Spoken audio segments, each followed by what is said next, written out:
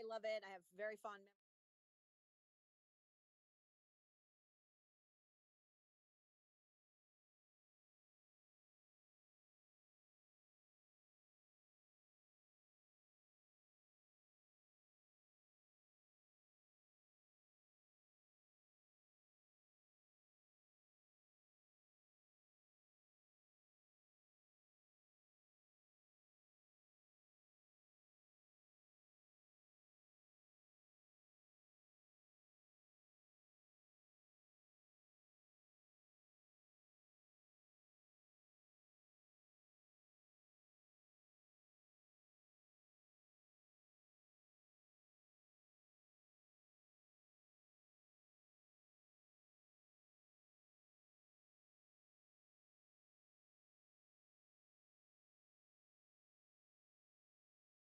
It became a #1 hit at the box office.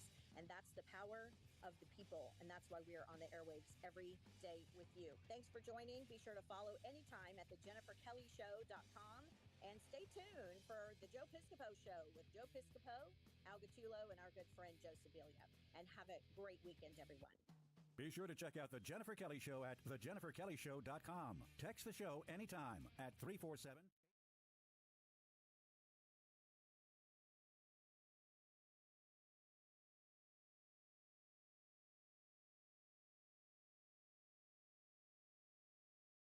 Views and opinions expressed by the hosts and guests on the following program may not reflect those of this station or Salem Media Group, its management, sponsors, affiliates, or employees. Portions of the following program are pre-recorded.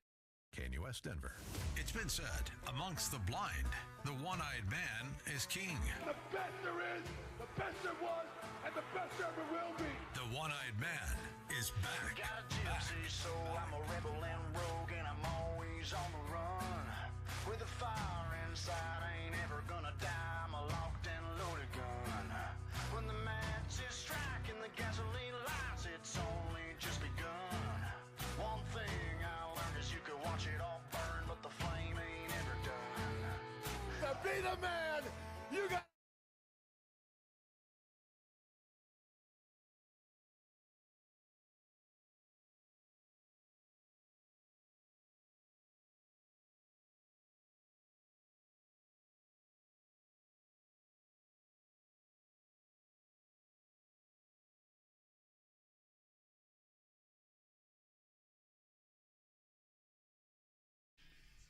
What a beautiful morning it is in Denver. Good morning, everyone. Peter Boyles, 710 KNUS. We are Denver's talk station on a Saturday. 710 KNUS Weather Center weather. Here we go. 81 will be the high today, 59 tonight. Tomorrow, Sunday, 83. And Monday's the first day of fall, and we have some afternoon storms, and 79 will be the high. Coming up, Frank DeAngelis is going to join me in just a second, but so far pushing the weather for next weekend. For the MC1 Honor Run, I've gotten as far as Friday of this coming week. It says 83 and sunny. Ladies and gentlemen, boys and girls, really, there is no one better. Please say good morning. He is my dear friend. Welcome back to the radio show. Frank DeAngelis, former principal of Columbine High School and so involved in Emily's Parade and the MC1 Honor Run. And, hey, Coach, good morning. Thanks. Hey, Peter. Good to hear from you. You too, boss. We were at a meeting on, was it Tuesday night or Wednesday night? We were at a Wednesday night. Wednesday night. And for the 12th time, and it's for the survivors, and 65 survivors have been helped. We've raised over $500,000, and with Mark and with all the different people that are part of this. But take a second and tell the story on how you think we got here. Oh, boy. Well, I thought about this morning as I'm preparing to come on the station, and I think back, it was back in September of 2006, and it was on September 27th, received a phone call when I was at Columbine that there was a shooting up at Platte Canyon, and unfortunately Emily Keys lost her life, and we were talking, and I went up to the school to meet with the Keys family and others, and they talked about Emily, and her last text to them is, "I love you guys." And during that time, they also said that Emily loved parades, and I called you, and we started Emily's parade, and I think it was less than 2 weeks we did our first motorcycle rally, and we went from Columbine High School up to Platte Canyon, up to Bailey, and that's when it started. And you were so actively involved, and we did that for I think we did 10 years, and when the Keys family said, they appreciated everything we did, and something that's important, Peter, I want to share. As a result of raising money for that, the I Love You guys came up with the Standard Response Protocol, which is school security. And just recently up at Evergreen, there was a school shooting. And fortunately, that plan was in place. It was started by the Keys family that probably saved lives up there. So wow. What we started back in 2006 really saved lives by putting these programs into schools, not only in Colorado, but around the country. But then prior, Dave Baldwin, who was a dear friend of ours, and he would be involved in Emily's parade, and he would stop by Columbine all the time. I received a phone call from Sheriff Schrader and stating that Dave had been killed on Highway 93 when he was on duty, and I called you, and we got a hold of Jeff Schrader and decided that we wanted to do the MC1 run. I knew Dave and I knew Crystal, but they were bikers. I didn't know he was a cop. Yes. I mean, I really didn't. It's like my Jeff. How did I meet Jeff Schrader? It was the same way. I didn't know Jeff was the sheriff, and we were just washing motorcycles behind Thunderbird. And the new, whatever year that was, the new motorcycles had come out, and Freedom Harley Davidson was still over on West Colfax, and I said, "Hey, you want to go over?" Because I just clicked with the guy. I thought he was great. I said, "Look, I'm going to ride my motorcycle over and look at the new bikes." He said, "Yeah, I'll go." So we go over and we're walking around looking at new Harleys, and I put my hand out. I said, "I'm Peter Boyles." He said, "I know who you are," and I said, I said, "Who are you?" And he said, "I'm the sheriff of Jefferson County," and that's how I met Jeff, and then. Dave, he was this big, raw-boned, wonderful guy that always came and helped on everything that we did. And, I was crushed when I found out that he was gone, but also that he was killed in the line of duty, and that began MC1. And we were talking about it the other night. It crossed over for a couple of years, right, boss? Right, because originally what the Keys family wanted with Emily's parade, and they really liked traveling up to Bailey with the leaves changing, and there used to be in September. Yeah. And so the first couple of years with MC1, we did it, I think, in May. Yeah. And then once the Keys family decided they no longer wanted to do Emily's parade, we met with them and asked if it was okay if we could then move MC1 to the last Sunday in September, and they said, "Oh, most graciously, please do." And so this next Sunday, a week, September 28th, once again at Columbine High School, the 12th annual MC1 Honor Run takes place, and it is just amazing. Yesterday, I had a tremendous experience. We got involved in fundraising for building motorcycles for wounded vets out of Iraq. And the guy that got the bike, I met him. He was down with Thunderbird, and he's the guy that does the stand-up comedy and everything. And he and his wife, and of course, with Brando and everybody, and just a great guy. And it's really, there are two separate issues. Making for the bikes for these young men and women whose lives were almost taken from them, and then these survivors of, guys that have. One of the guys was stabbed 11 times that we've helped, and the one guy got shot with a 44 Magnum, and they have all of these stories that are just incredible, and these are line of duty, and so. Yeah, go. I'm sorry, sir. Go ahead. Oh yeah, and then we had the cop that was out at Denver East High School when he was protecting Denver East, and he was run over by a car. And Yep. then a few years ago, the young man that was at the Denver Nuggets parade after they won the NBA championship was run over, and I can't remember if he was there last year or not.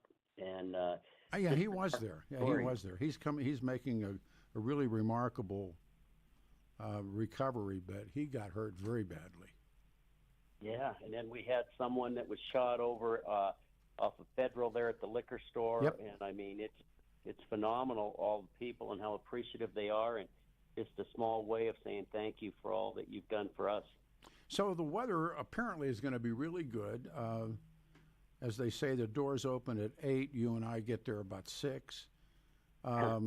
It is. I still remember that first morning with you and I and your brother.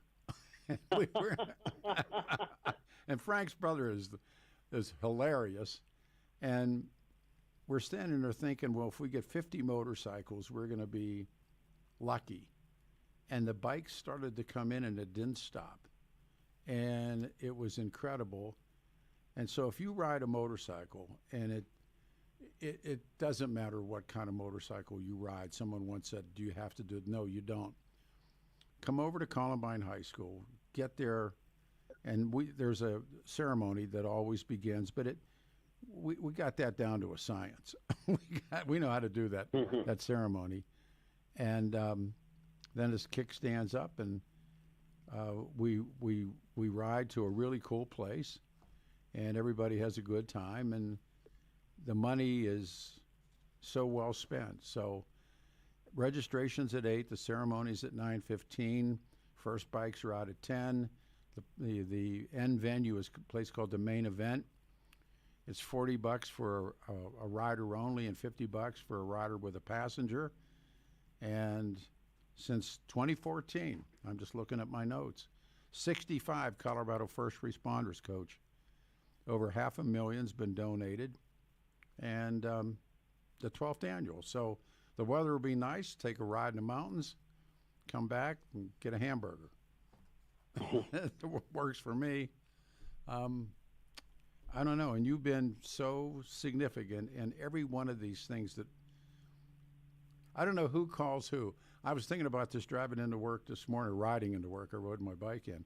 But I said, does DeAngelis call you, or do you call DeAngelis? I haven't figured that out yet. But I think I think it's you, Hook.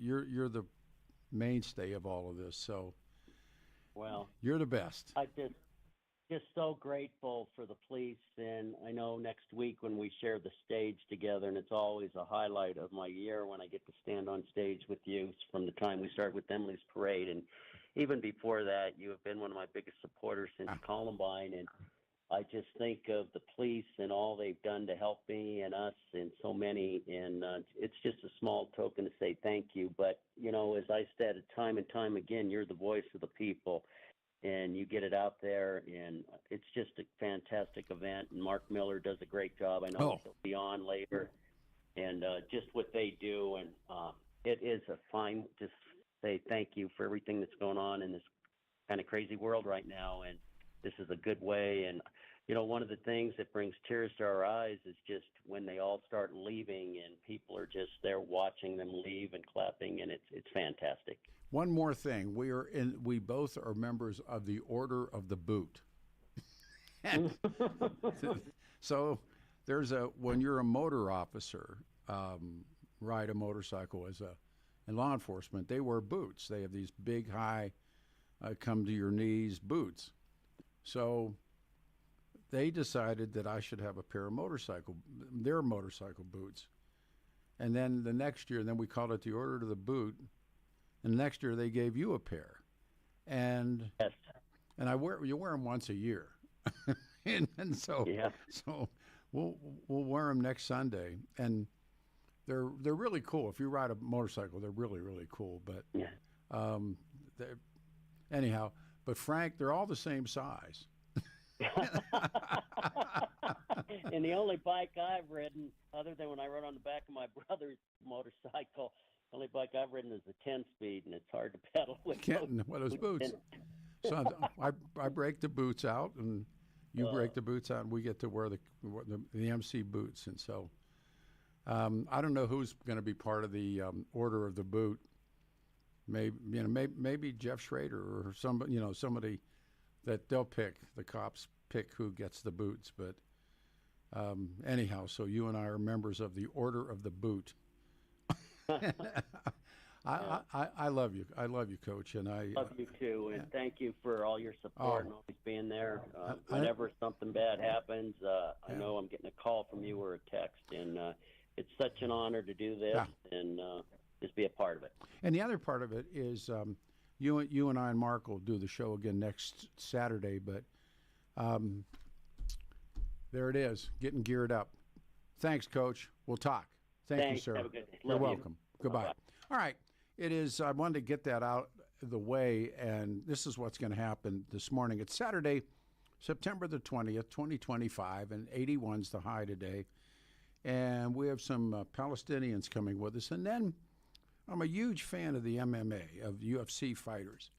And there's locally a really great young fighter by the name of Grant Neal. And I've had two wonderful phone conversations. He's a student of the game. He's a very good historian on prize fighting and fighting. He's bringing his coach, and they're coming in studio. But I have a few minutes here before a break, and we'll bring the guest and we'll get things started. This whole notion of the First Amendment and the firing, if you would, and hiring and all these different things. Look, there's a cut going around, and it is, and when Roseanne Barr got fired. Well, you jump onto this, Adam, because Adam's one that turned me on to this. It's Jimmy Kimmel talking about Roseanne, and well, not in essence, in reality, what does he say? Oh, basically, what Jimmy said when Roseanne got fired was that it isn't a free speech issue, and what she said was vile, and that her corporate owners, the people who run that show, had a right to take her off if she's saying things that the audience is not in favor of or that upsets them. So he literally came out and said, this isn't free speech. What you said is vile. Those are exactly the criticisms people are throwing at Jimmy Kimmel now. So it's interesting to see it come back around to bite him. I think so, too. The same thing is true when Tucker Carlson. Now, he was part of the deal when the payoff went to Dominion was Tucker Carlson. But did you see all of Hollywood and all of the left be so upset because Tucker Carlson was fired? My boss at the paper, Chuck Bonnewell. I mean, you were here. You were their producer when Chuck got let go. Now, did you see anyone rent their garments in the Front Range after Bonnewell gets zipped for what he said? And and we've been over this, Chuck and I, about 5,000 times. He thought it was a joke, and it really was. It was lame. But did anyone say, please bring back Chuck Bonnewell? Right, and then that's what gets under my skin about the Jimmy Kimmel situation is everyone's defense was that it was a joke. What he was saying was under the guise of comedy. But it doesn't work when somebody on our side says it or when somebody that they disagree with. So the hypocrisy is real on this one. I think so, too. And, I was telling you this morning we had a chance to talk. I've been fired 5 times in this business. And I've been fired as me twice, and then on 3 different occasions, the whole radio station gets let go. And one time they were going all religion, and one time they were doing this, and one time they were doing that. But these are private businesses, and the airwaves belong to the people, and it isn't cable, even though Tucker was on cable. And I don't know. I mean, free speech is separate than this. And the government was not, well, it was a corporate decision. We'll talk for a second, and then we'll begin the show in real. 710 KNUS Denver Stock Station. Hang on. Your KNUS forecast for the Denver metro area calls for a nice final weekend of the official summer season. Highs this weekend low to mid-80s. It'll be partly to mostly cloudy, and we could see a few showers or thunderstorms, especially foothills west. Nighttime lows for the metro area middle to even an upper 50. Kicking off fall officially Monday, increasing showers and storms, highs 70s. Weather is a service of L&L Heating and Air Conditioning. For quick, trustworthy, and dependable service, call L&L Heating and Air Conditioning at 720-851-1691. Visit them online at bestdenverhvac.com. That's bestdenverhvac.com. You'll be comfortable with L&L. I'm meteorologist Mark Huer in the 710 KNUS Weather Center.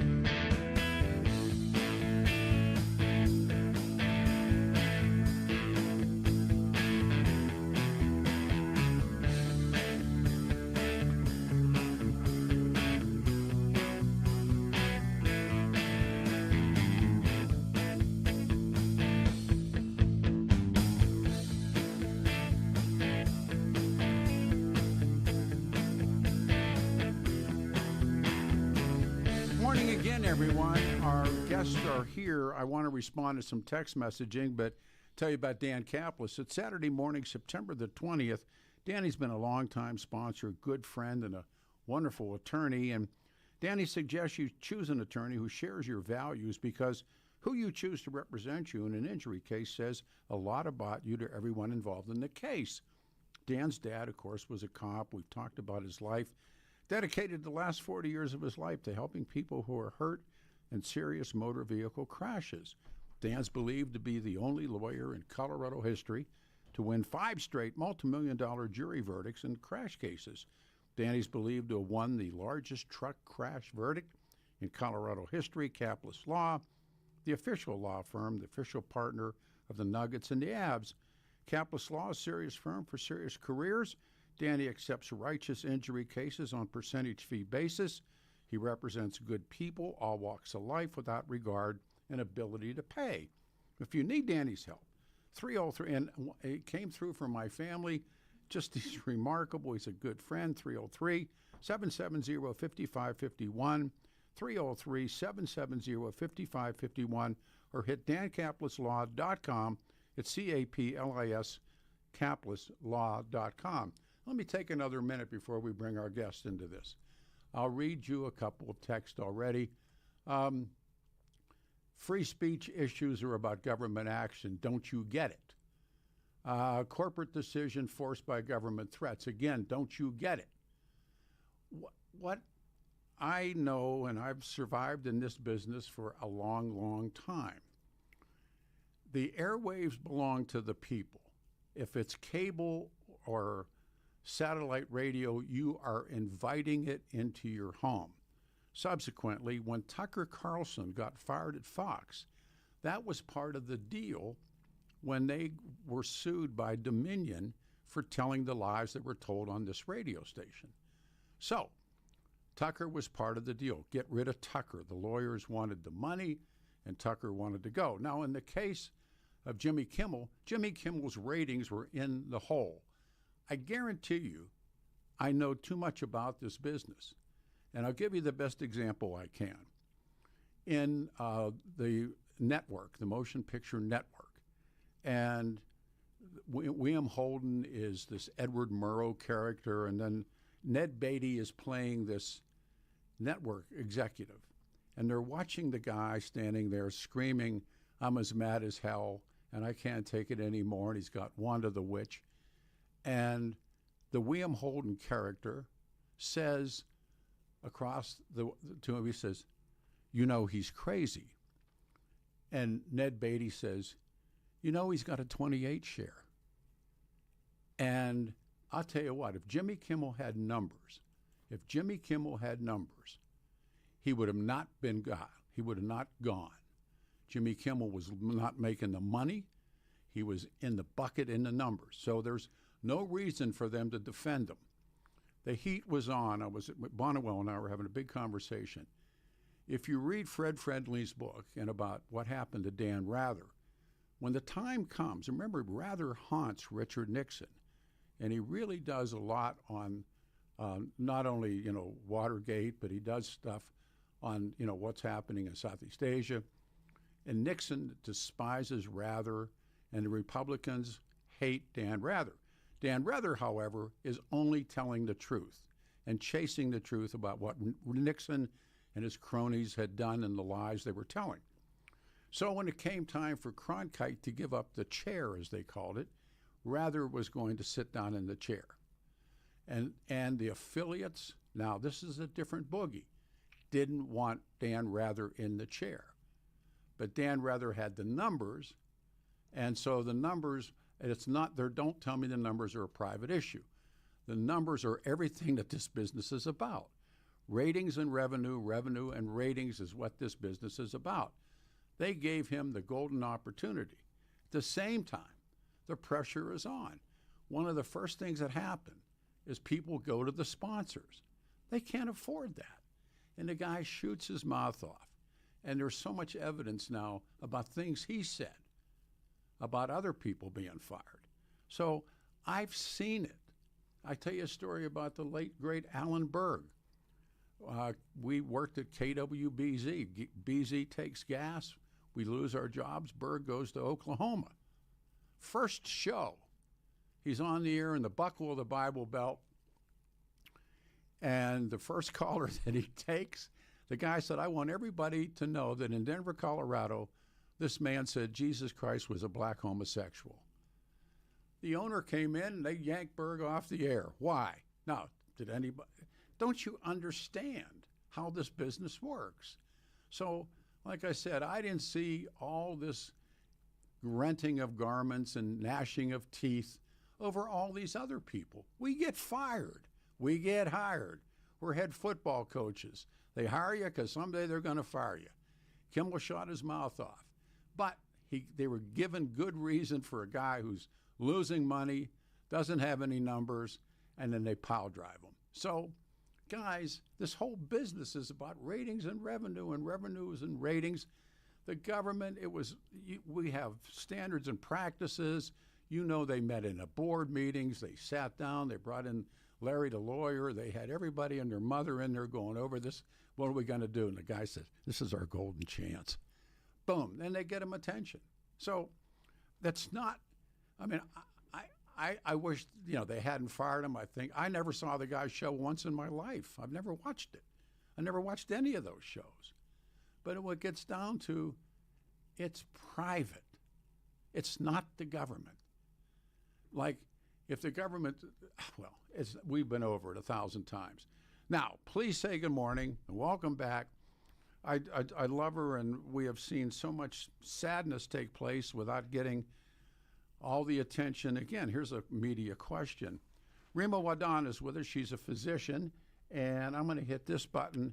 Dr. Wahdan, please introduce this physician, if you would, please. Dr. Kuziez. Dr. Kuziez, good morning to you. I'm Peter Boyles. It's good to have you here. I don't know if he's here. Is he here yet? No? I don't know. Do we have him? Don't know. I'm on the phone. Okay. Reema, do we have him? No, we don't have him. Okay, I apologize. Give me a second, and we will. Well, first of all, good to have you back on the show. And this man, we're going to bring up another physician. He's a pediatrician. He was just recently out of Gaza. What is happening in Gaza right now? I mean, this week has, again, taken another toll.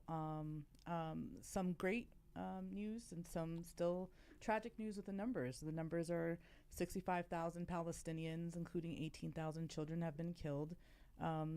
Monday, Tuesday were egregious. 110 I saw that. Palestinians, being shot. Many of them are kids that are just being sniped in the head.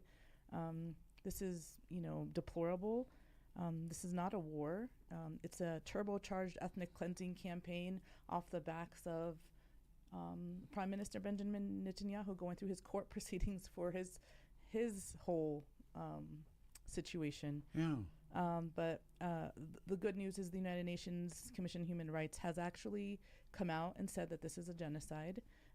They have determined that Israel's actions amount to genocide, citing deliberate civilian killings, starvation, forced displacement, measurements intended to destroy Palestinian lives. And these findings, combined with the news reports that nearly all of those killed in the recent months and civilians, make it clear that what's unfolding is it's not collateral damage, but is a systemic campaign and turbocharged ethnic cleansing campaign against Palestinians living in Gaza. How's this going to end? I mean, it begins, of course, with what happened, and it's that the event where the Palestinians kidnap and kill, and that starts it. And yet all of the people that are dying, I don't know how many Hamas people have died, but the people that seem to be, I see on television, and what I've learned to watch is you can do it on your computers, is watch streaming out of other parts of the world. We were talking about the media a second ago. It's really quite different. Mm-hmm. And it's kids. I mean, our guest that's coming up calls Gaza the most dangerous place on earth to live as a child. Yeah. When I read him. 100%. I mean, we're having, what you see is 15 out of 16 of the casualties coming out of Gaza are civilian casualties. Yeah. And many of them are children. And this is not okay where we see things. Now, the man I just quoted, we have now on the line. Doctor, please introduce our guest. Dr. Kuziez is a pediatrician, and he has served time in Gaza. This year, he has spent nearly 3 weeks in Gaza providing medical care in hospitals in Khan Yunis and northern Gaza. During this time, he witnessed devastation, healthcare system, responded to mass casualty events, stood shoulder to shoulder with Palestinian doctors and patients and families through that were both suffering times, and there was also moments of joy. Hey, Dr. Peter Boyles, welcome to the show, man. Good morning. Hey, thank you all for having me and for having Dr. Wahdan. Good morning to you, too. Yeah, I had a chance to read your bio and a piece that was done on you. You're Syrian. Your folks are Syrian, correct? Yes, sir. Where'd you go to medical school? and we'll do a background check. Yeah. You're good.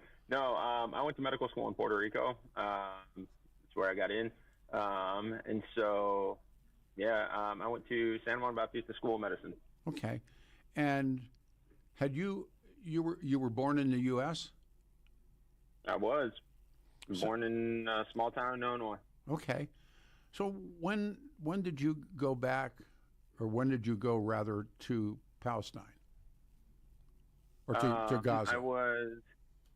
Gaza's part of Palestine, but I was there January 7th to January 30th.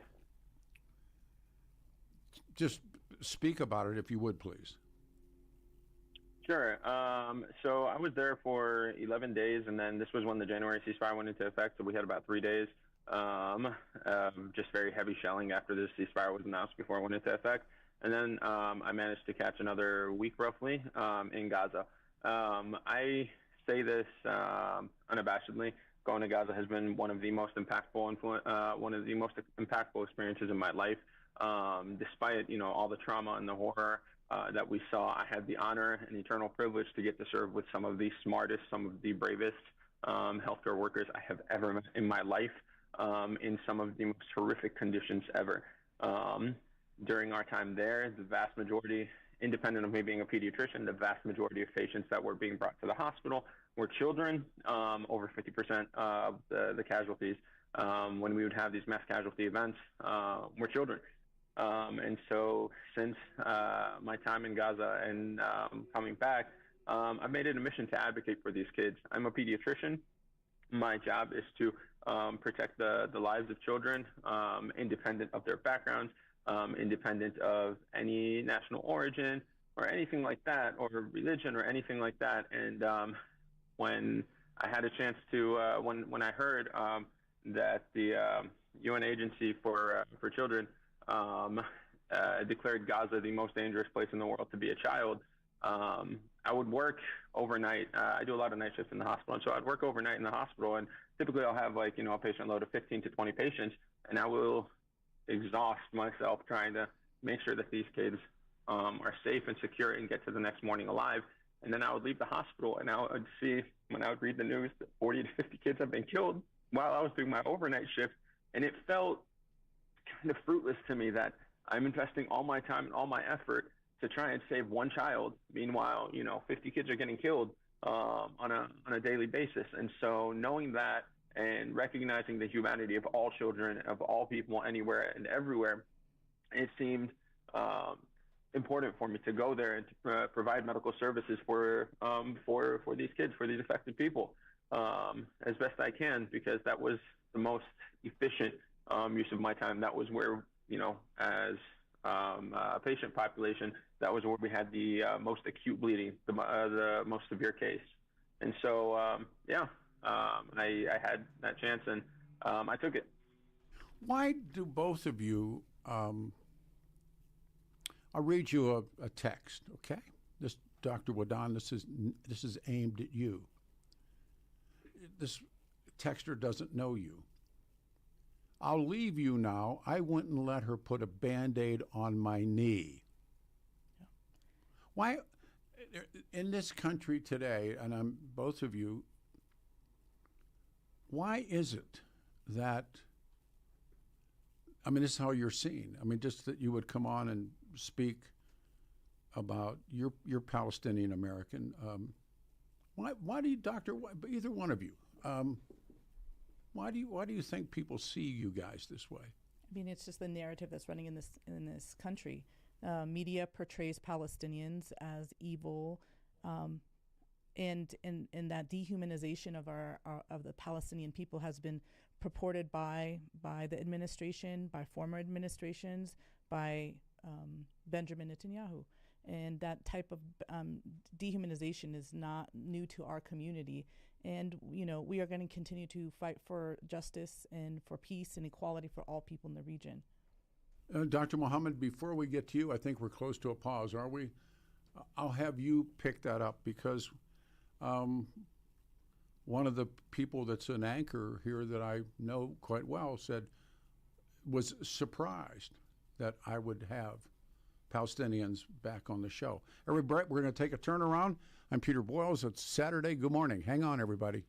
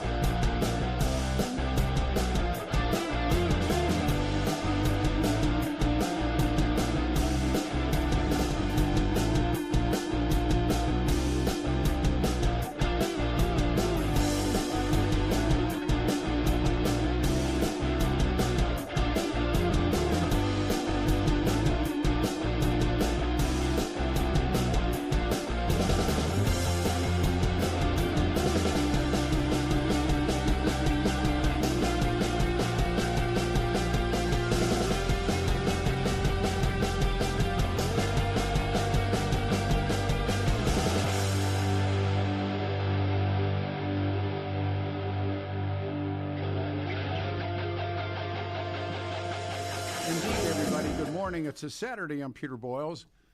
81 will be the high, 83 Sunday, and Monday, the first day of fall, we have some rain coming in.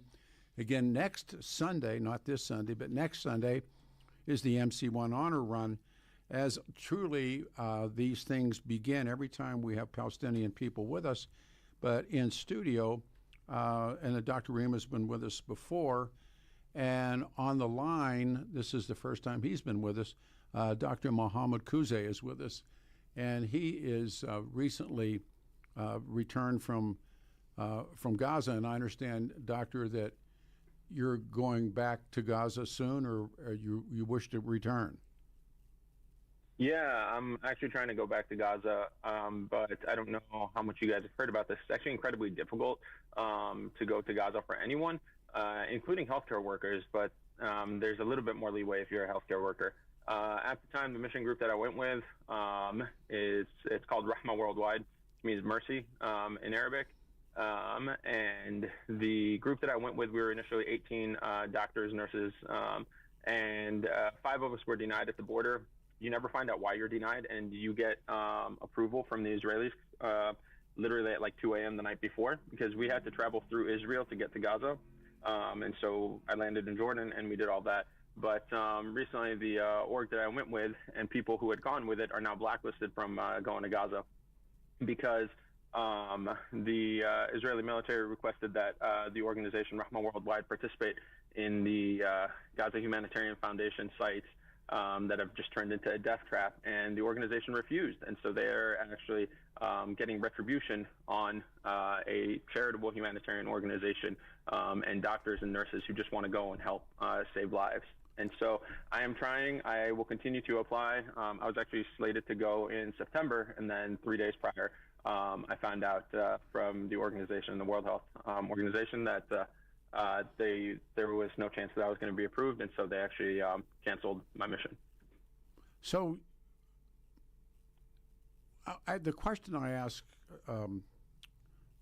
Reema, Dr. Reema, before we paused was, I read that text, and I can read hundreds of texts like that.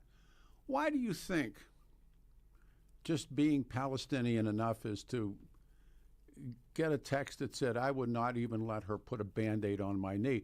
Doesn't know what kind of a doctor she is, good, bad, or indifferent, but is despised because she is Palestinian. What do you do with that? Let me start off by saying that this person, regardless of the hate that they are spewing, if they showed up to my clinic or to my hospital, they would still get the same excellent standard of care I offer to everybody. When we finish medical school, we take an oath as healthcare practitioners. The oath I took starts with, I swear to dedicate my life to the service of humanity. And it continues on to talk about independent of race, national origin, religion, military background, anything like that. Because fundamentally, as healers, we cannot make distinctions between who deserves healing and treatment and who does not. Why do these things keep creeping up? I personally believe in the United States we have an issue of racism. That is, we're trying to address it, but there's still persistence of it, especially post 2001 in the War on Terror era. There has been a almost deliberate dehumanization of Arabs and Palestinians as uncivilized people, as savages, as terrorists, and so people tend to default to that perspective, the clearly incorrect perspective, when they have no knowledge about the actual people behind the identity. And so, fundamentally, this is not the first time I've heard this, not the first time Dr. Wahdan has heard this, and it won't be the last time, unfortunately, but it won't change anything we're doing. Do you think things are, this is Peter Boyles, our guests are both Palestinian, you're Syrian and I'm American, sir. I was born and raised in the U.S. I don't know if I can get more American than that. And I do the same thing, except I know I'm an Irishman. And Dr. Reema Wahdan is here, and she's been a wonderful friend. Do you sense a change? There is a shift in perspective. I think there is no longer the ability to support this what they call as a ground invasion. Is everybody is now knowing it as this ethnic cleansing, forced displacement, intentional killing, starvation. We are live streaming a genocide in Gaza. We are also seeing the illegal settlers go into houses in the West Bank.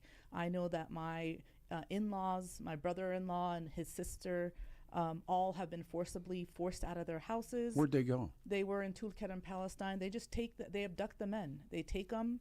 You're a male above the age of 14 to as old as 80. You are just a male. You're a target. You are forcibly taken out of your home. We don't know where they go. Then maybe a couple weeks later they return them. But this is an ongoing thing in the West Bank. It's an ongoing thing in Gaza, where men are just forcibly being abducted and taken as hostage. These are things that are just going on in this region. So when we go to see if is the situation changing, we don't believe that it is. And I think there's now accountability. The United Nations coming out saying it's genocide, with our politicians also standing in line with now calling it a genocide. And then, I'm going to applaud even local efforts. Our local Jewish brothers and sisters have also come out. There's members from J Street. There's members from Always Jews Voice for Peace have also stood up and called this a genocide. And so there's been a growing ability to call this what it is and stand up against any type of oppression. And so the tides are changing. People can see this, the shroud fall, where Israel, you never were able to, criticize Israel. More Americans are criticizing it and understanding where our money is going. $38 billion to this entity that is committing atrocities. And, every human person is allowed human rights, and what we see in Palestine is that they are being denied. So we cannot be the beacons of human rights as United States citizens when we are arming and supporting a country, a foreign country, with the military weaponry, with the AI machinery to slaughter people. And it doesn't have to be Palestinians. It could be anybody, but we should not stand behind these type of foreign entities that are committing it. We are against Russia, if that's what people want to do for what they're doing in Ukraine. And the hypocrisy here is that we do not do the same and hold Israel accountable for its actions. And I think accountability needs to be brought into this picture. Dr. Kuziez, your thought? Yeah, just to add a comment to what Reema said. The arrests and the crimes happening against people in the West Bank and in Gaza, for the record, is not limited just to Palestinians. There are plenty of Palestinian Americans, including members of our own community, who have had family members who have been abducted by the Israeli Defense Forces and have not been released yet. And we're not talking like 30-year-old men. One of my friends, his cousin is 14 years old, and he's been abducted by the IDF now for several months. Yes, there is a narrative shift happening in the United States, and I'm very happy for that. But at the same time, having been there and having seen the horrors that are being unleashed on this captive population, I can tell you that it's not happening fast enough. I wish and I hope that one day we get to a position of enough moral clarity that the United States stops funding this criminal government. But we're not at that point yet, and more work needs to be done. And we'll continue to do it. We are, slowly but surely building a stronger coalition of people, and our coalition is probably the most diverse political action I've ever been involved in. But yeah, it's still not happening fast enough. And unfortunately, I think we're nearing the end game, where you see the invasion into Gaza City, where you see the spread of similar attempts to kind of divide up the population happening in the West Bank as well. From reading Jerusalem Post and a lot of stuff that comes internet, I'm setting this up, and then we're going to take calls in the next hour as well. Doctor's going to stay. There's even in Israel today, there's this great divide, and with Israelis themselves about what's taking place, and I don't know if that's ever happened before to this magnitude. I think it's been growing, and it's because now people realize that the government does not care about the hostages. And so what you see is the families of the hostages in the streets. You see more Israeli citizens in the streets against the Netanyahu campaign. All right, there's my music. You guys are staying. Phone lines are now open, 303-696-1971. And then coming up, MMA, UFC, Grant Neal and his his coach are going to be in studio. I'm really looking forward to it. I'm Peter Boyles. It's a Saturday morning. This is 710 KNUS.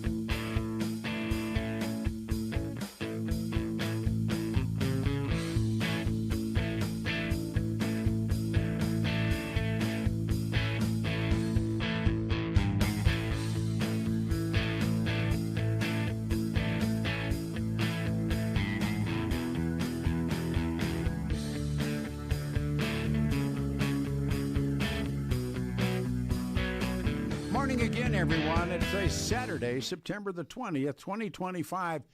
Beautiful, beautiful morning. It's good to have you here on 710 KNUS. Weather goes like this. Partly cloudy, 81 will be the high. Sunday, 83. Monday's the first day of fall, and maybe a little bit of rain, and 79.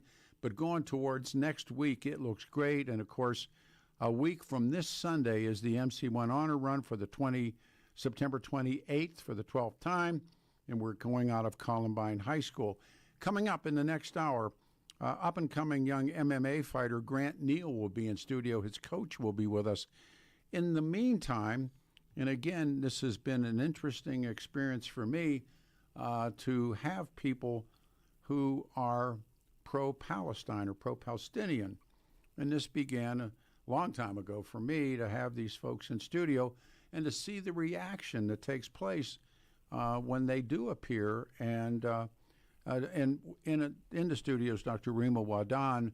On the line with us is Dr. Mohamed Kuziez, and he is recently back from Gaza. And as we were breaking away, we were beginning to talk about this, and Dr. Wahdan's become a friend, and you get no attention. You can't buy anywhere in Denver media to talk up until, is it somebody at Channel 7 that gave you guys Channel 4. Channel 4 is the only outlet that actually provided some coverage, but for the vast majority, they're not allowed to even bring in people from our community, and they say it's controversial, even though we're not here to angle it. It's more human rights and trying to provide all humans access to basic food, water, just as we would appreciate in other parts of the world, and they won't let us talk. Dr. Kuziez, has this been your experience as well? Yeah, to a degree. I just in terms of my own professional settings and background, it has been difficult to try and get space to talk about this stuff, especially when we openly talk about the crimes being committed against other children. Again, I love and support the children of Ukraine dearly, but it's not wasted on me that over 10,000 children with cancer, not just children in general, specifically children with cancer, have been evacuated from Ukraine. But when I attempted to get our professional organization speaking about the need and the evacuation list for 3,800 children in Gaza, with some of the most horrific injuries I've ever seen, I was told that this is not an appropriate forum. Why do you both think that's true about U.S. media? Dr. Wahdan, you're first, if you would. I think there's like a lot of, when we talk about freedom of speech and being able to openly have conversations about this topic, when the narrative is where it is right now, where there is vast injustices being committed in Gaza, it doesn't help U.S. unquestionable support for Israel. And here we're just trying to say that we have been, from day one in support of the hostages coming back and also providing justice for the Palestinians living in Gaza. And the live stream genocide of what we are seeing is unprecedented. You have never seen this in all the wars that have been, the Korean War, and we can go down the list of all the wars that have been fought. We have never seen as vast atrocities as what we see in Gaza. And for us not to openly speak up about these atrocities, then we'll point the accountability down square on Israel of why they are not, doing these open fires, mass shootings in the graves, those type of things that are happening. Medicide, where all the hospitals have been completely collapsed, where medical aid cannot come in, food cannot be in. All types of food that we work with, all these NGOs, are completely at the border. They are not allowed to come in. So you are intentionally starving a population of over 1.5 million people that are in the Gaza Strip, which is unprecedented. Dr. Kuziez, over half of whom are children. If you would, please continue. Doctor? I'm just saying, yeah, over half of the population of Gaza is under the age of 18. Over half the population of Gaza was not even alive in 2001 when Hamas was elected. Why do I think this is happening? Because we tend to prefer norm and not rocking the boat. especially in professional organizations, media organizations, and historically, like I said, since about 2001, Arabs have been the villains, even though Arabs have contributed to the United States and globally so much in terms of knowledge, in terms of resources, in terms of technology. But there is just that desire to not rock the boat. And so the pre-established, norms are that we don't talk about the suffering of the Palestinians, and that needs to change, and it's changing slowly. Before we go to the phones, back to the wall. This was aimed, Dr. Wahdan, at you. What a lying bitch. That's aimed at you. Okay. All right, we go to the phones. This is Andy. You waited. Thanks, Andy. You're on the show. Good morning. Well, first, Peter, thanks for having these people on. I think that these people aren't represented enough. I think our media and our politicians are so bought into Israel that we're kind of closed off to a different perspective. I think there's a little bit out there if you're looking for it, but I don't think it's out there blatantly for everybody else. I went to Israel the summer before October 7th, and I definitely went in there with the mindset that Israel was our friend, Israel was our greatest ally, and I think since all this has happened, I've definitely changed my viewpoint on it. I wasn't in Gaza, but I was in Hebron, like where Bethlehem was. Sure. And of course, Jerusalem has a high presence of Palestinians. Those people were so kind to me and my son, whereas I felt like the Israelis weren't. And I think that I think we're getting played. I think we have so many politicians that have taken money from AIPAC that we're becoming owned by these people. Do you know? When I was out there, I saw Israelis spitting on nuns and anybody with a crucifix. These people, if people saw the way that they're kind of taking advantage of our support, they would change their tune. And we're on the wrong side of this. There's a video that showing a nun having her habit ripped from her. Doctor, you've seen that? Yeah, we've seen the archbishop being detained. Yeah. We've seen nuns' habits being forcibly removed. We've seen people come in for missions from all over the world that are Christian. These are coming to see Palestinian Christians, and they've been spat at. They've been, punched, assaulted. The whole woodworks in Jerusalem we've seen personally, and so it's got to stop. To Andy, I think Andy's Peter. Second, do you know the two largest PACs in Washington D.C.? You know who they are? Well, it's AIPAC, and what's the other one? I forget. The NRA. The NRA.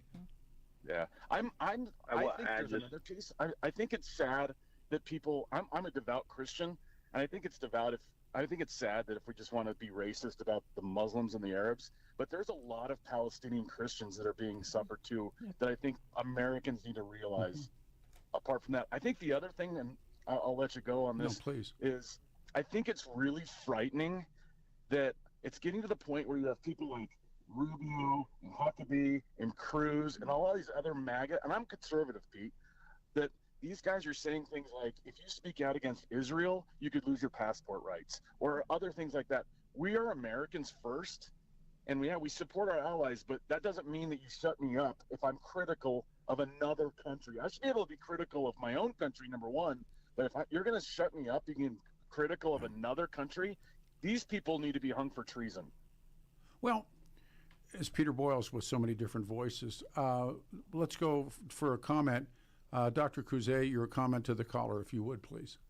Yeah, I would recommend not just approaching it from that lens.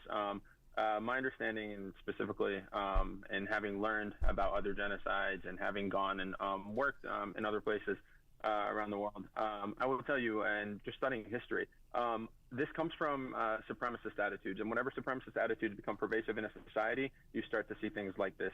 The Nazis, for example, had a supremacist attitude against most of the rest of Europe and the people that they considered degenerates and untouchables, including people of the Jewish faith, but also people with mental illnesses, people from gypsy backgrounds, people from other minorities. They were all murdered by the Nazis, and it all comes from supremacist attitude. The same thing we saw with the KKK, where they ended up hanging African Americans because they viewed them as less than. It comes from a dehumanization of the other. History is replete in any and all parts of the world, in any and all belief systems or lack of belief systems. This is just a theme. History only has X amount of themes, and this is a theme. If that holds up, back to the phones we go. This is Don in Lakewood. Don, good morning. You're on 710 KNUS. Our guests are physicians, and they are talking about Palestine. Don, go ahead. Yeah, good morning, and welcome to your guest. I've spoke before. I heard a statement about funding the evil that I believe the doctor, Reema, maybe that's his name, of Israel. Yes. What do you think about the funding of Hamas by Iran? Is that evil? I'm not a politician, and I'm just going to speak from the lens. I'm not asking you a political question. That's not political. I'm asking you, what do you think of the funding? I think anybody who listen, hang on. You ask a question. Yeah, wait for the answer. I think anybody who's participating in the killing in either side, I don't support it. I value the life of one. It doesn't matter if it's Israeli or Palestinian. The soul of one person is enough for me to criticize it. And I've criticized all forms of governments. I've criticized all forms of any type of organization. And so I'm not going to be here pinning Israel against Hamas or Hamas. I'm here to criticize all angles. And what I'm trying to bring forward is we cannot allow basic human rights to be denied to a population of people from any angle. Go ahead, okay. Sir. So who's denying the human rights to the Palestinian people? The Israelis or Hamas? Israel. So you would say Hamas is there with open arms trying to help the people, giving them all the aid that gets sent over? I'm here to show that I'm in line with the UN Commission and how they have reported a genocide occurring due to the deliberate slaughter by the state of Israel.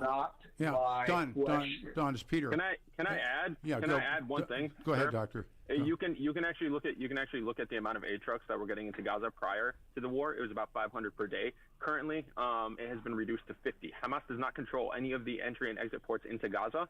The only people who are controlling the entry and exit of food into Gaza, of medical aid, of people like myself into Gaza, is the Israeli military. So you're saying Israel is withholding aid to the Palestinian people? Yes. They're saying yes. My job was 100 times more difficult when I was in Gaza because I could not get antibiotics for my patients. I got stopped at the border because I was carrying cancer medication for children that they confiscated from me.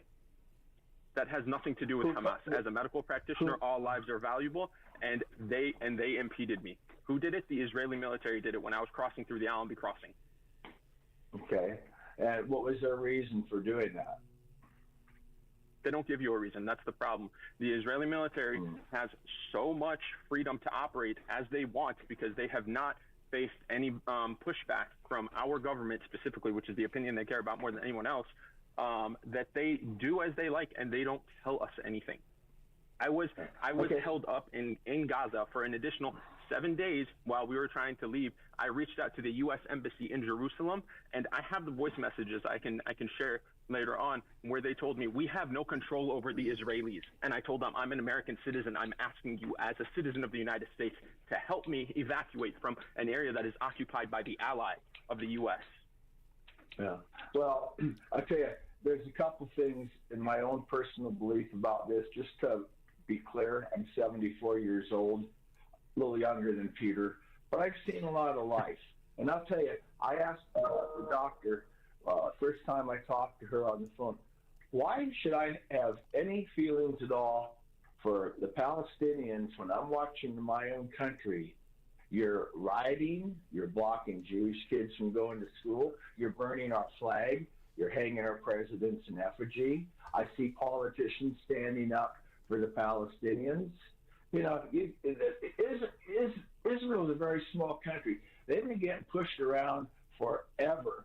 There gets to be a certain point in time, like we're going to get to, I think, in this country, with this nonsense of the rhetoric that has promoted the violence, the killing of Charlie Kirk. There's a lot of things going on. I feel for all kids, and I feel for all life. Whoa, stop right there. The killing of Charlie Kirk was done by a guy that self-professed, and it's hard to know that you can link him to the Palestinians. I thought No, I'm not linking. I'm linking to the rhetoric, Pete, out there, because people. She's saying, well, we can't get a voice on the news station. They can't. I encourage you to come to our events. Nick, all of us are fundamentally pacifists. I encourage you to come to the next protest event and talk to people, and you will see that every single person there, no one is calling for violence, whether domestically or abroad, and all of us want to do everything we can to save human lives. To me, and in the Christian faith, in the Muslim faith, and in the Jewish faith, there is nothing more valuable than human life that exists in the grace of God. Yeah, well, I wish you all felt that way. All right. It's just like I've got Muslim friends. Everything's the Jews' fault. Everything. And we're not saying any of that statement. And we have Jewish comrades. I'm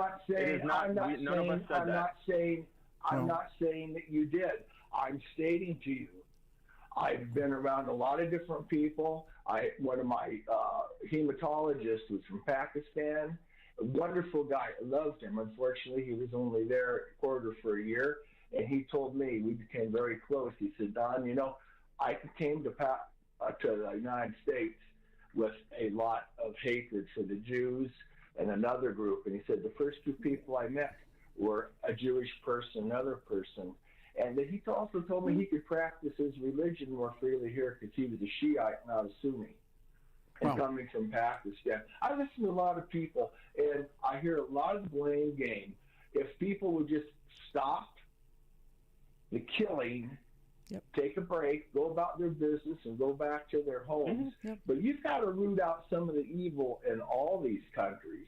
And I think it's pretty fair to say what Hamas has done and the Israeli kids that got killed and abducted, this stuff is only going to continue to boil and boil. It's going to continue to boil. And this is, hang on, Nick.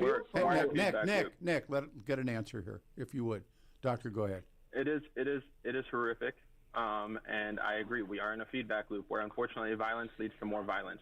I will add, when I was talking about racism and dehumanization, I will add that one of the aspects that comes about when people talk about Arabs and Muslims and Christian Arabs and all that is the actions of the few become labels for the entire group.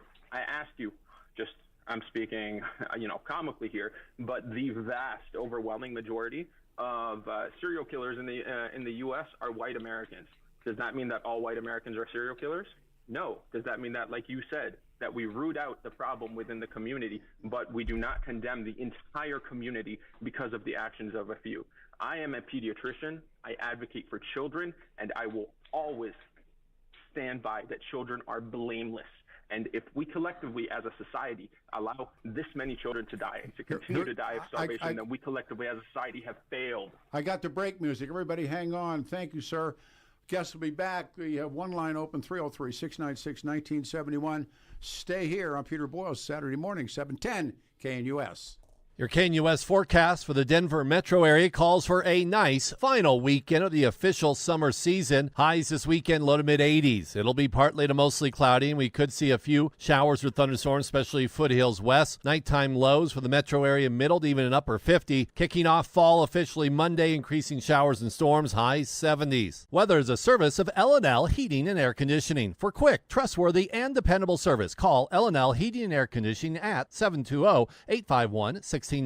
Visit them online at bestdenverhvac.com. That's bestdenverhvac.com. You'll be comfortable with L&L. I'm meteorologist Mark Huer in the 710 KNUS Weather Center.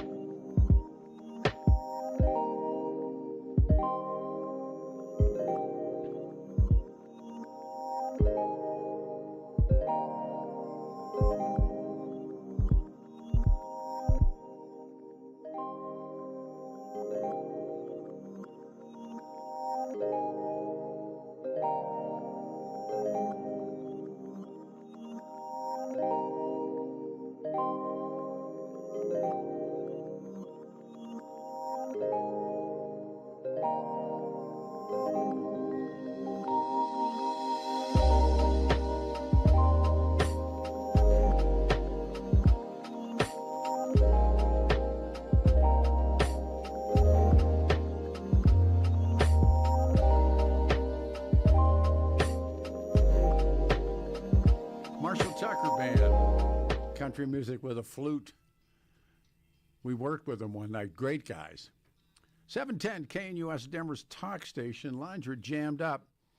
Our guests are pro, and we're talking, they're both physicians, and talking about what's taking place in Gaza. Coming up, MMA fighter Grant Neal in studio. I'm happy to talk to you about my friends at WaterPros. And WaterPros cares about the quality of your water. You can remove forever chemicals and microplastics and hard water. And WaterPros, they have a special with my name on it, and you get a whole water softener and a point of use reverse osmosis drinking water systems fully installed. What I think is the best to do here is have them give you the free in-home consultation. They test your water in your home and answer all your questions and concerns about your water. For real, man, I trust these guys at our water, and they did a wonderful job. And WaterPros is family-owned, veteran-owned business dedicated to providing you with the best in water treatment for less than the other guys. WaterPros.net today. Request your free water test, the free one, the gimme. They'll test your water. They'll set the appointment and come to your house, 303-862-5554. That's 303-862-5554, and ask for the Peter Boyles special. It's a gimme. It's a free in-home consultation. 303-862-5554. So let me introduce everybody again. Lines are jammed. This is a number of appearances that she's come on the show.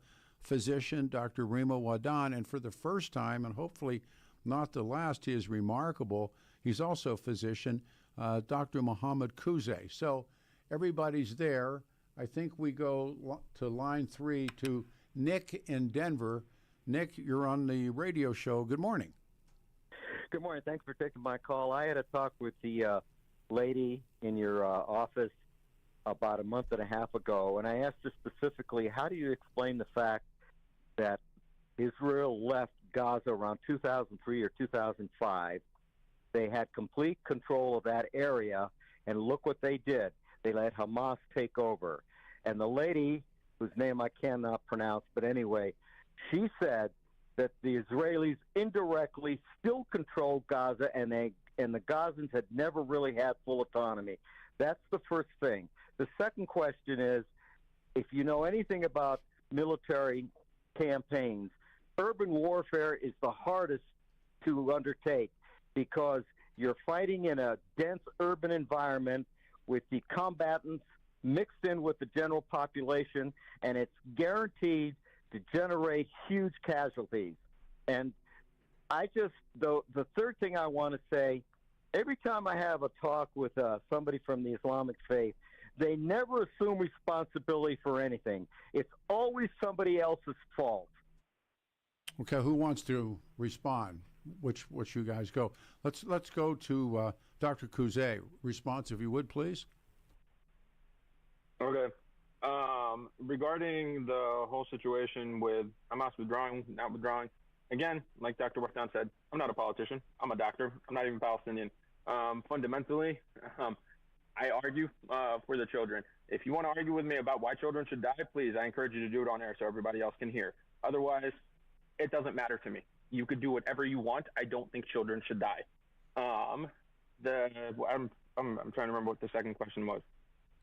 Let's go back to you. What was your second issue, Nick, please? I can't remember. Let me see. It was Gaza, and then, well, my most important issue that I have is that every time something bad happens, I never hear somebody from the Islamic faith assume any responsibility at all. It's always somebody else's fault. I can go. Okay. I encourage you. No, just quickly. I encourage you to go back and listen to what I was saying earlier. Do you take responsibility for all the serial killings that have happened in the U.S.? Do you take responsibility for the actions of the Nazi Party? This was done by Christians, and it was done by Caucasian individuals. At the end of the day, we're talking about a faith of 1.5 billion people. There are outside factors, and there are internal factors.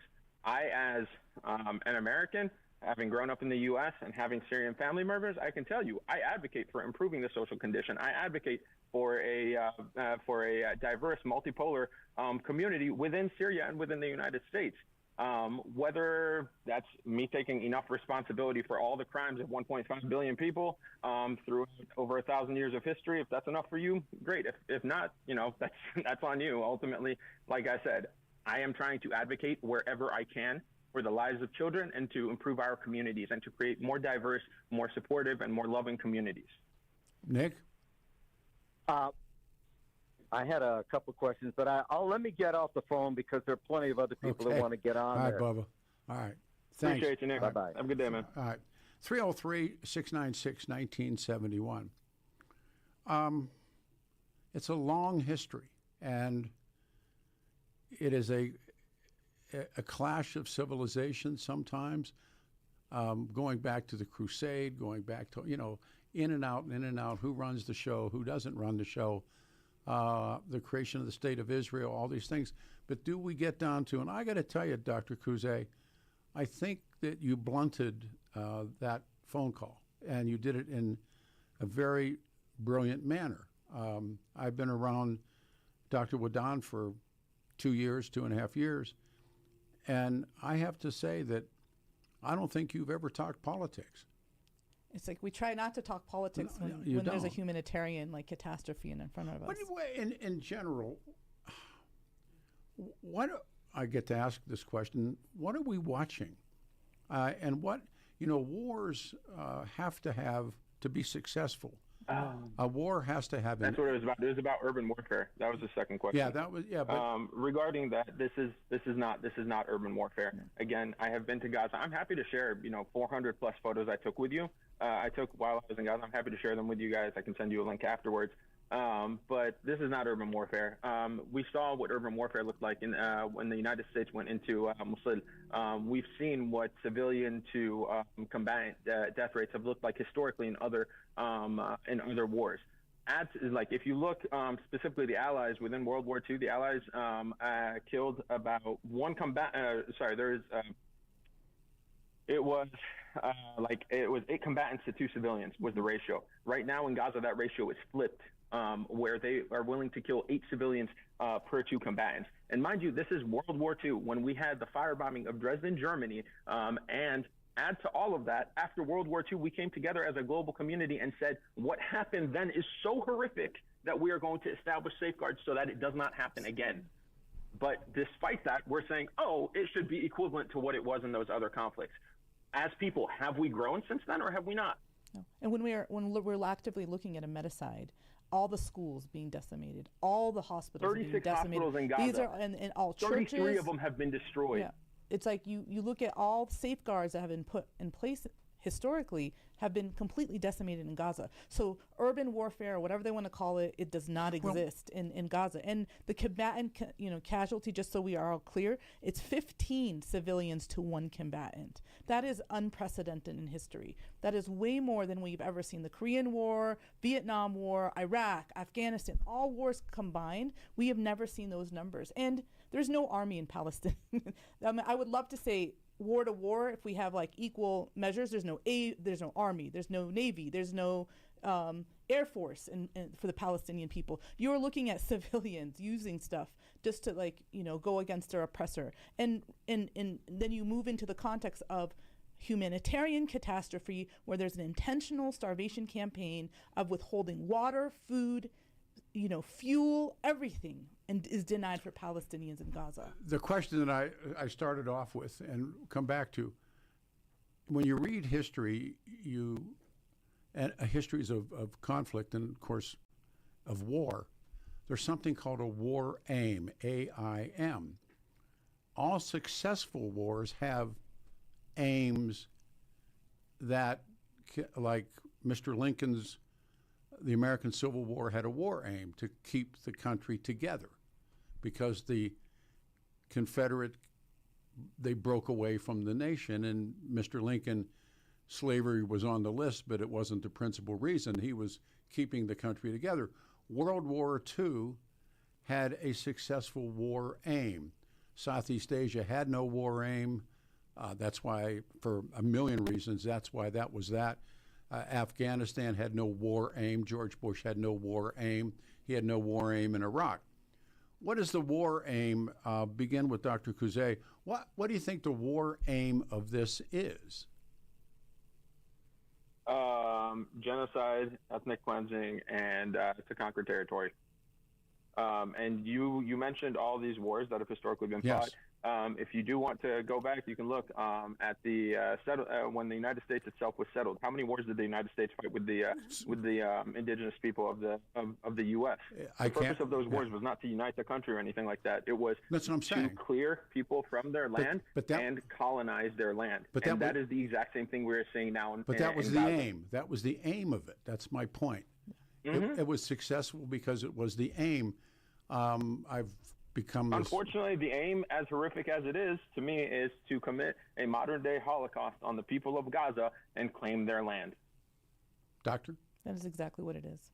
That's the war aim. That is 100%. It is the turbocharged ethnic cleansing campaign to forcibly displace Palestinians from their land, and they are starting with Gaza, and they will go through the West Bank as they are doing with illegal settlements. You believe the West Bank is next? It's already happening. It's in Tulkarem, in Jenin, Hebron. All of those cities have already had illegal settlers go into the homes, forcibly displacing Palestinians from them, illegally abducting men, illegally abducting women, forcibly restricting movement on Palestinians to go to their land. We have olive harvest next month. They are burning olives as we speak. They are denying access of Palestinians to go to their farmland to retrieve the produce that they produce. There is a forcibly movement in the West Bank that has been moving since 2023. Back to the phones. And these things aren't just things that. Go ahead. Then we'll go to the phones. Who have spoken openly about this. Say that again. I didn't hear their words, not mine. I'm saying, and this is not something myself and Dr. Wahdan are perceiving. You can go and look at the words of Israeli politicians who have openly said this. Imagine the Fed chair telling you that, we are going to have a real estate bonanza once we eviscerate 2 million people. Do we have Fred? Bezalel Smotrich last week had this Bezalel Smotrich last week made this commentary at an economic forum in Israel. Netanyahu, the various military commanders who have led the IDF multiple times, they have said that we are at war with the people. Do we have Fred on the line? Did we lose Fred? Fred, I'm here. Okay, you're on the air, sir. Well, I've been listening to this with an attentive ear ever since Yasser Arafat. Everybody talks, and what we have here, in my estimation, is nothing more than a good guy, bad guy approach to a situation. The good guys come on talking about children and all the death. The bad guys never get put on. Why don't you interview somebody from Hamas and have them justify what they're doing? Listen to me, Fred. If I could get somebody from Hamas on, don't you think I'd put them on?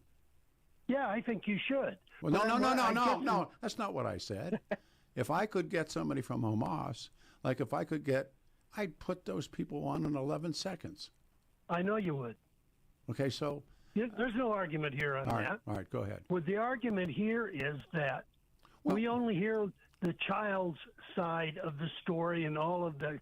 We don't talk about all of the lobbing of rockets that's gone on for years since Arafat was the head of it.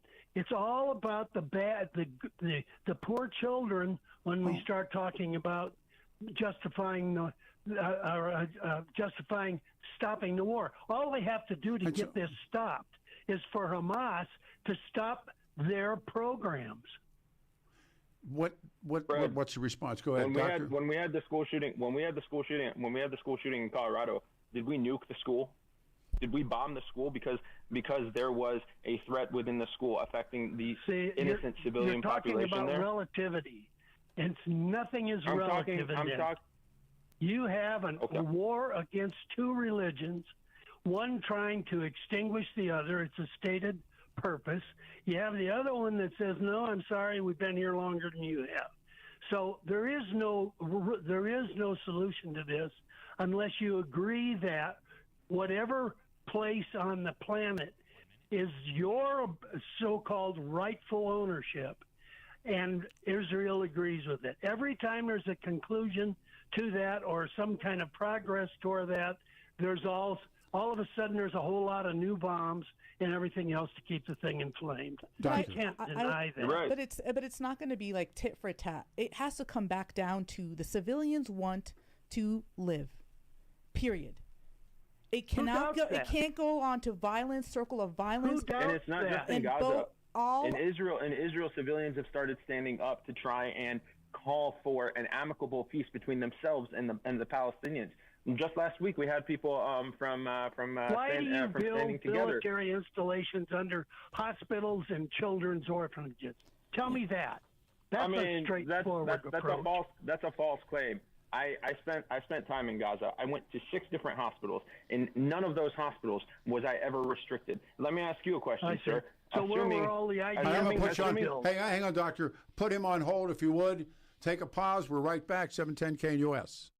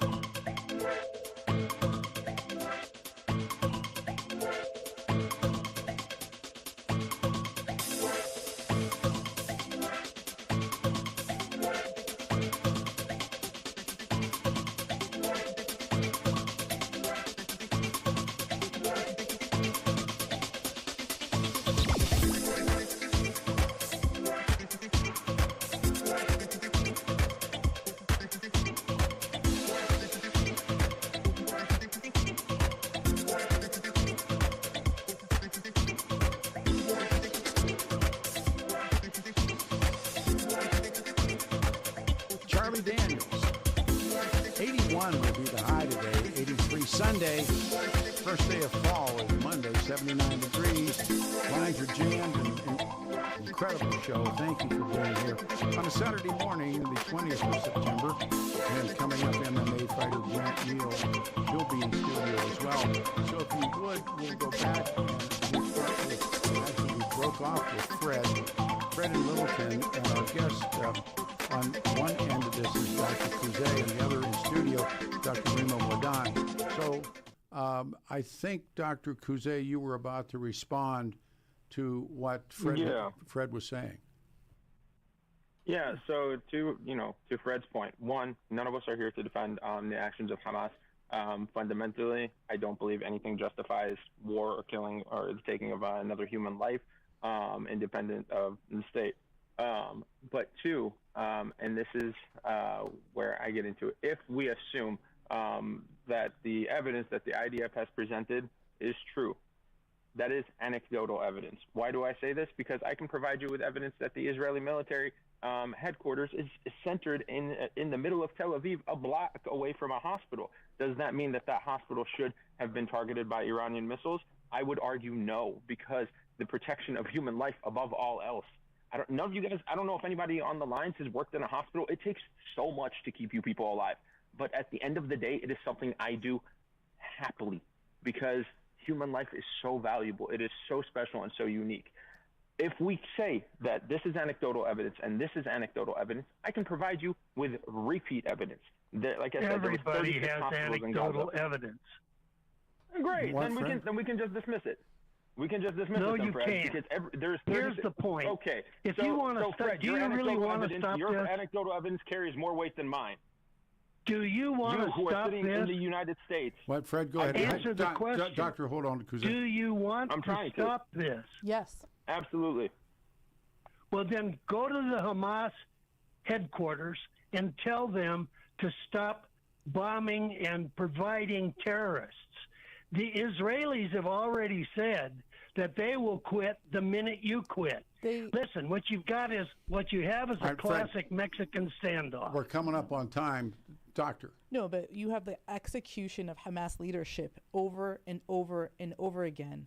And if it's not Hamas, it's going to be the next party that comes after and the next party. It's going to be perpetual. Calm it down at the religious front. This is a religious This is not a religious war. Palestinian Christians have been targeted. Palestinian Muslims have been targeted. This is not a religious war. I tell you something. Fred, some of my best friends are Jewish.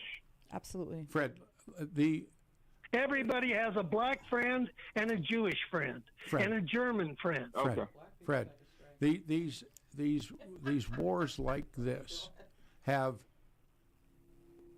they're a model through history that's existed through history. And fine, don't complicate it with what happened in Egypt 2,000 years ago. Fred, I'd complicate it in 2 seconds to be over your head. What I'm saying to you... Oh, I'm sure of that. I'm saying to you that things like this have no end to them. All these children... Brilliant, I just said that. All right, listen to me. Would you try?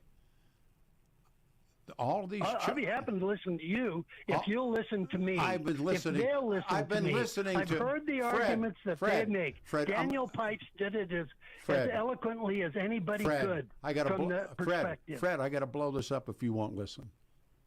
So models like this, what do you think every 8, 9, and 10-year-old boy who's going through this right now in Gaza will be when he's 18 and 19? He'll be a terrorist. And why will he be a terrorist? Because that's what he's been taught for eons. No, it's because, listen, why did those Irish kids come back again and again and again after the British would kill off their fathers and uncles? Why did they come back again and again and again and again?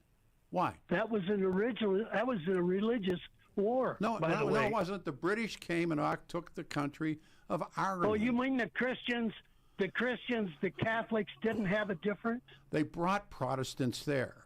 The Catholics were already there. My point is, when they would kill listen to me.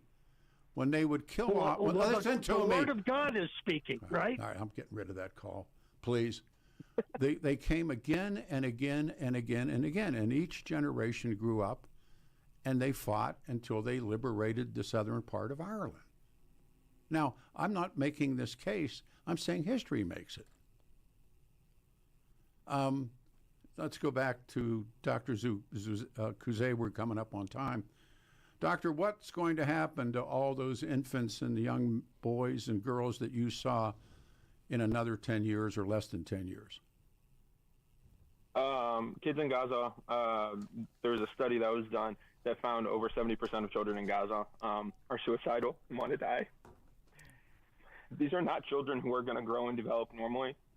Severe acute malnutrition affects children most in the first 4 years of life when all of our neurons are being formed. And so if you suffer malnutrition during those first 4 years of life, you will not have normal brain development. If you are suffering active trauma nonstop that has gone on for 2 years and you have lost your support system of your mother, your father, your siblings, your home, it is hard to resume a normal life. It is hard to expect that these kids will have a chance at a normal, successful life like every child in the world deserves.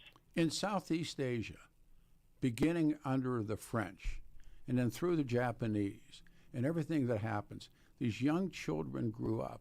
And either one of you, who did they become and what did they become? They became fighters. And even when you go all through what happens in times of what historians call national liberation, wars of national liberation, they're generational wars. And this is a generational war. And the point I'm trying to make, and it was made in Afghanistan by that, I think he's a war criminal, George Bush. Those kids, they had gone through the Soviets. What did they turn into? These children, these children are not being given a chance to live a normal life, to experience the same thing, to have the same dreams that. But what is it that they knew, Doctor? I mean, they knew to fight.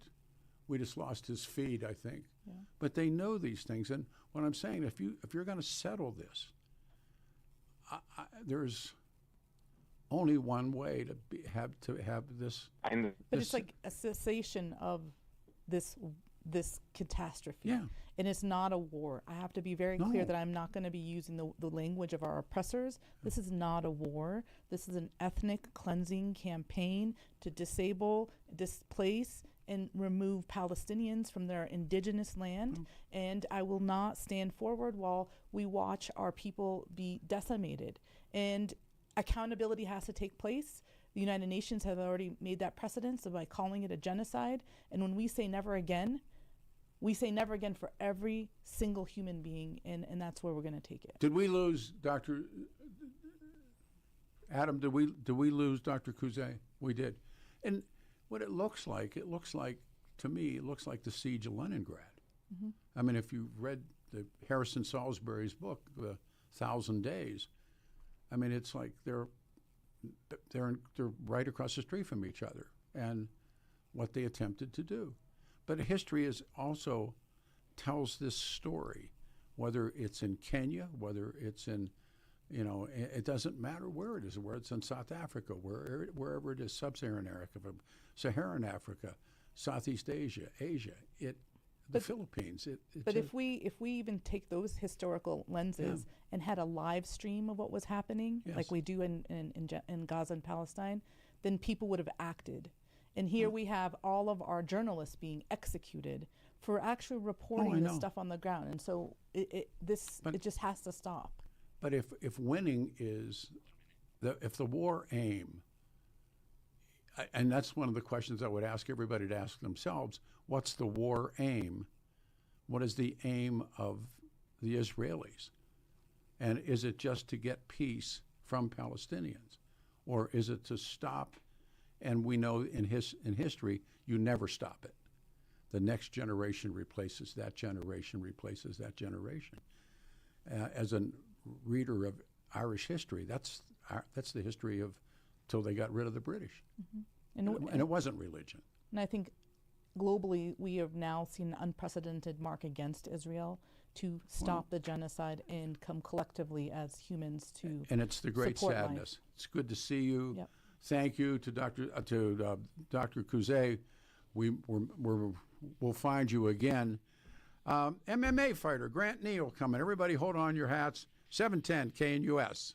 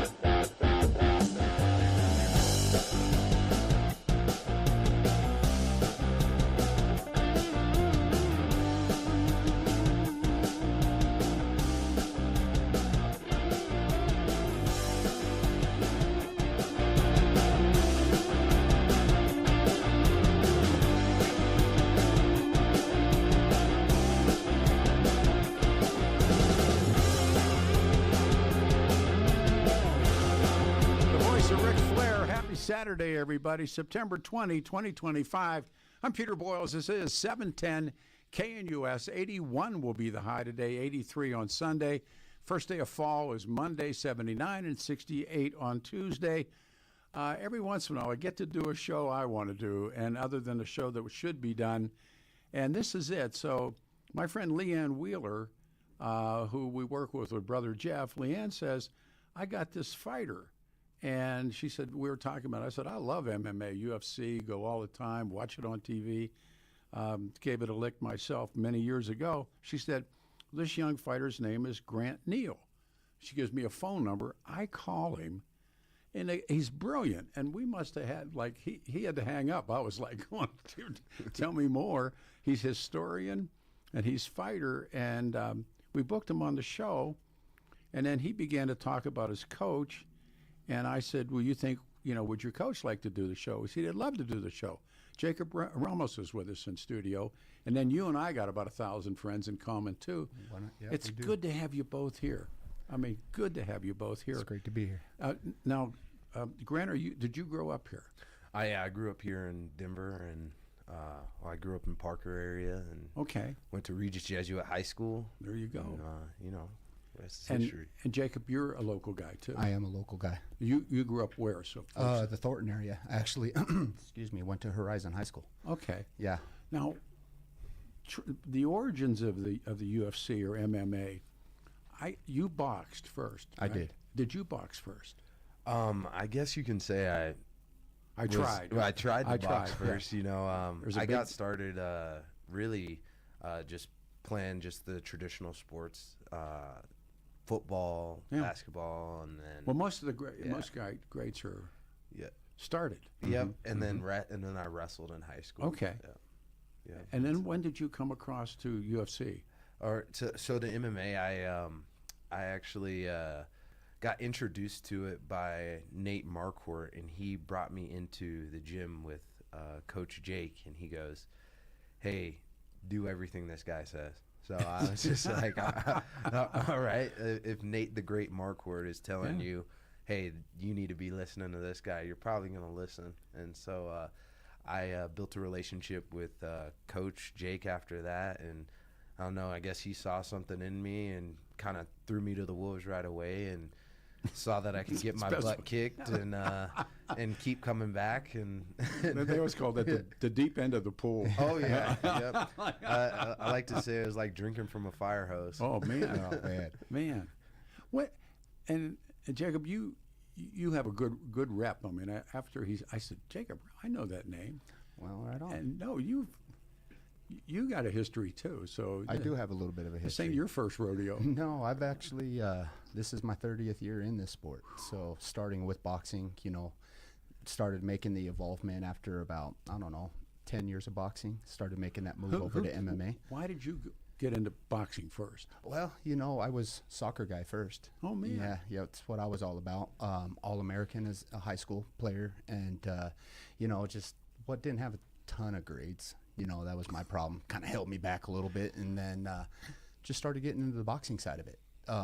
There's a guy named Trevor Whitman that's out there that we met in art college. Actually, we went to an art college and not like a UCLA or whatever type college, and ended up meeting there, and we got into it together. Just about found out we both had a niche for the fight game, and just kind of developed. Started in the garage, and I'll tell you what, it blew up from there. This UFC or MMA, what everybody wants to call it, its origins are here. It is. In town. And you guys got the ring.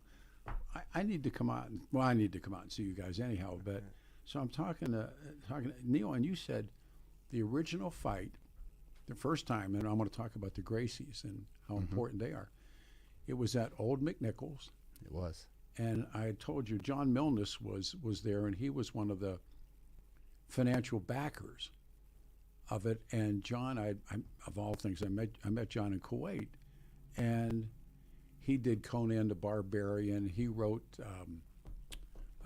what's the one where the Cubans, everybody takes over America. And the young kids, the Wolverines, and they have that. What's the film? Yeah, the Red, is it Red Dawn? Yeah. Oh, He wrote Red Dawn. He wrote the screenplay, I think, for Platoon. I mean, he was Dang. Okay. a big guy, and his son was a student of the Gracies in Hollywood, in L.A. Oh wow. And so I knew him, and he was here. Jim Brown, the legendary Jim Brown, was. They were doing color, play-by-play. I mean, nobody knew anything, you know. Yeah. And in comes the Gracies, and I was working doing radio like now, and I knew about the Gracies because I just read all that stuff, and they put out the challenge that they'd fight anybody. And I'm thinking, these guys got to really be nuts. And they came to town, and we had them on the radio show as many times as I could, and I met the dad, the granddad, the originator. He was 91, I think, then. His name is not. It'll give me his name in a second. Yeah, it's because there's so many of them. Yeah, there's and then I read the history of the family, but that was the night, and I met Ken Shamrock. But Shamrock, they were shoot fighters, and the shooters were in Japan. And I don't know if you remember Steve Williams. I don't remember that name. Steve was a local kid. They called him Dr. Death. And he went on and played football for the University of Oklahoma and became a professional wrestler. And Doc fought in the shoots, and he came home, he was ill, and we became great friends and rode motorcycles together. And he would talk about the shooters, and the Shamrocks were shooters. And those guys eventually, there's an amalgam, I believe this, and they ultimately become what's watching today. So it's really a short amount of time. It absolutely is. It evolved quick, and once it caught on, it took off. What was the role of the Gracies? I mean, they definitely brought, I guess, a different style besides boxing that people were seeing that can be done. That it works. It's also a self-defense. It was just another style that people were seeing that you could bring to the game, and people wanted to do it. It was the new thing. Hoist was a middleweight. He was. He absolutely was. And you know what? He was fighting some big guys. Watched and they'd lay on him for. What was it? Who was the wrestler guy that he fought? Always wore the tight pants or tight shorts. He fought that night. It was no one knew what to expect. It was run what you brought, you know. And they had great big, huge guys that said they were. Just from all kinds of different styles and sizes and weights and belts, and you know, I had never seen anything quite like it. Yeah, crazy. Yeah, it was have at it. Well, and the guy that he fought that I'm trying to remember, and his name's on the tip of my. He used to suplex everybody. Yes. Remember? Oh man. Well, Shamrock still complains about that night because he says some of the things happened, and I actually met him and his brother, and that's what they bitched about was fighting the Gracies. Can't get them off you once they're on you. Can't get them off. And I remember sitting with Milnes, and I had my family with me, and he was explaining. I had never seen anything like it in my life.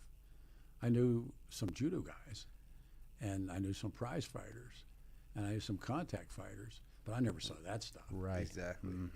Once it came onto the scene, it was all over. It was all over, and the evolution started right there. Thank you. Yes, the evolution started right there. I said that too. And then they came back the second time, and then Mayor Webb outlawed it. They wouldn't let him come back after the second time. And then John McCain, who I just think the world of, McCain was trying to outlaw it. Yeah.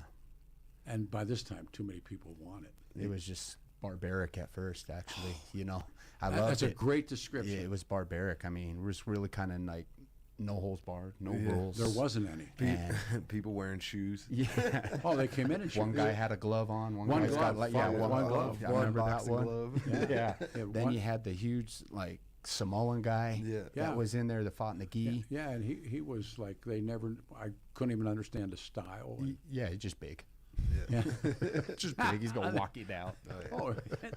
I think, but it was like they blasted each other. Yes, they and did. the guy from the Dutch guy, the guy from Holland, and they ended up. That was the last fight of the. Alistair? No, it wasn't Overeem. It was, but he was a white guy, a big, tall, lean guy, and he was.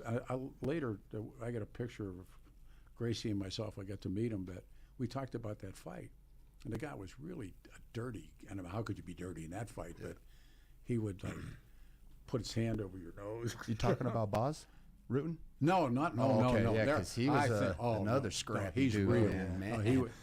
He came out and did a seminar at our gym. He did. He was the real great deal. guy. Yeah, still is the real deal. Yeah, you know. Remember when he did a lot of television? He did. He did movies. You know, he's a great actor. He makes me laugh, man. He's still doing it. Yes, he is. I watched his fights, man. That guy was. He was a brutal guy, man. He knew how to hurt you. You know, he definitely knew how to hurt you. So why is this now? I got to reset everything, guys. I apologize. The UFC MMA fighters, local up-and-coming fighter Grant Neal, his coach Jacob Ramos, they're here with us, and I watched your fights, man. I watched their video. You. He's a bit brutal himself, isn't he? Yeah, and I have this thing. It's a true life adventure. I'm in Sturgis, and I'm doing work for a couple of radio networks and TV guys, and so I got invited to this party, and some NASCAR drivers were there. Oh yeah. And some Hawaii Tropics girls were there, and it was after the Full Throttle Saloon that burned closed, and I get to meet, and I probably shouldn't do his name, but we're talking, and he said, "Here's what nobody gets." And I said, "What?" He said, "We do it for free." He said, "Except they pay us a lot of money." That's it. Yeah. And the great fighters that I've met, I think they do it for free because they like to fight. I mean, there has to be the love. There has to be a like for it. And I mean, if you think you're going to get into it to get paid, got another thing coming on that one. Exactly. You got to pay your dues in this sport. Well, it's this business, but it's not as near as nuts as what you. Well, maybe it's nuts, but you know, Yeah, I think you really have to love what you do. Yeah. A lot of people talk to you and ask you, "Hey, you just get to work out all day, or you get to go in the gym and train. It must be a great life," and it really is if you love it. Yeah. You know, but if you are doing it for anything other than the love of it and genuinely have a passion for it, if you don't have that, this game is going to chew you up and spit you out faster than you can even. And you'll find out quick. Oh, you do find out quick. And I mean, so I guess I can argue that a little bit. Some guys don't find that out until it's too late, you know? That's true. And so sometimes I hope it could be quicker. And so I really encourage people, if they don't want to do this, don't. Because there's a lot of risk to this. Coach Ramos, how do you know that I can say this about this business? People either have it or don't have it. Yeah. Is that fair? Yep, 100%. They have the it factor, is what I call it. And how do you know it? Just by seeing?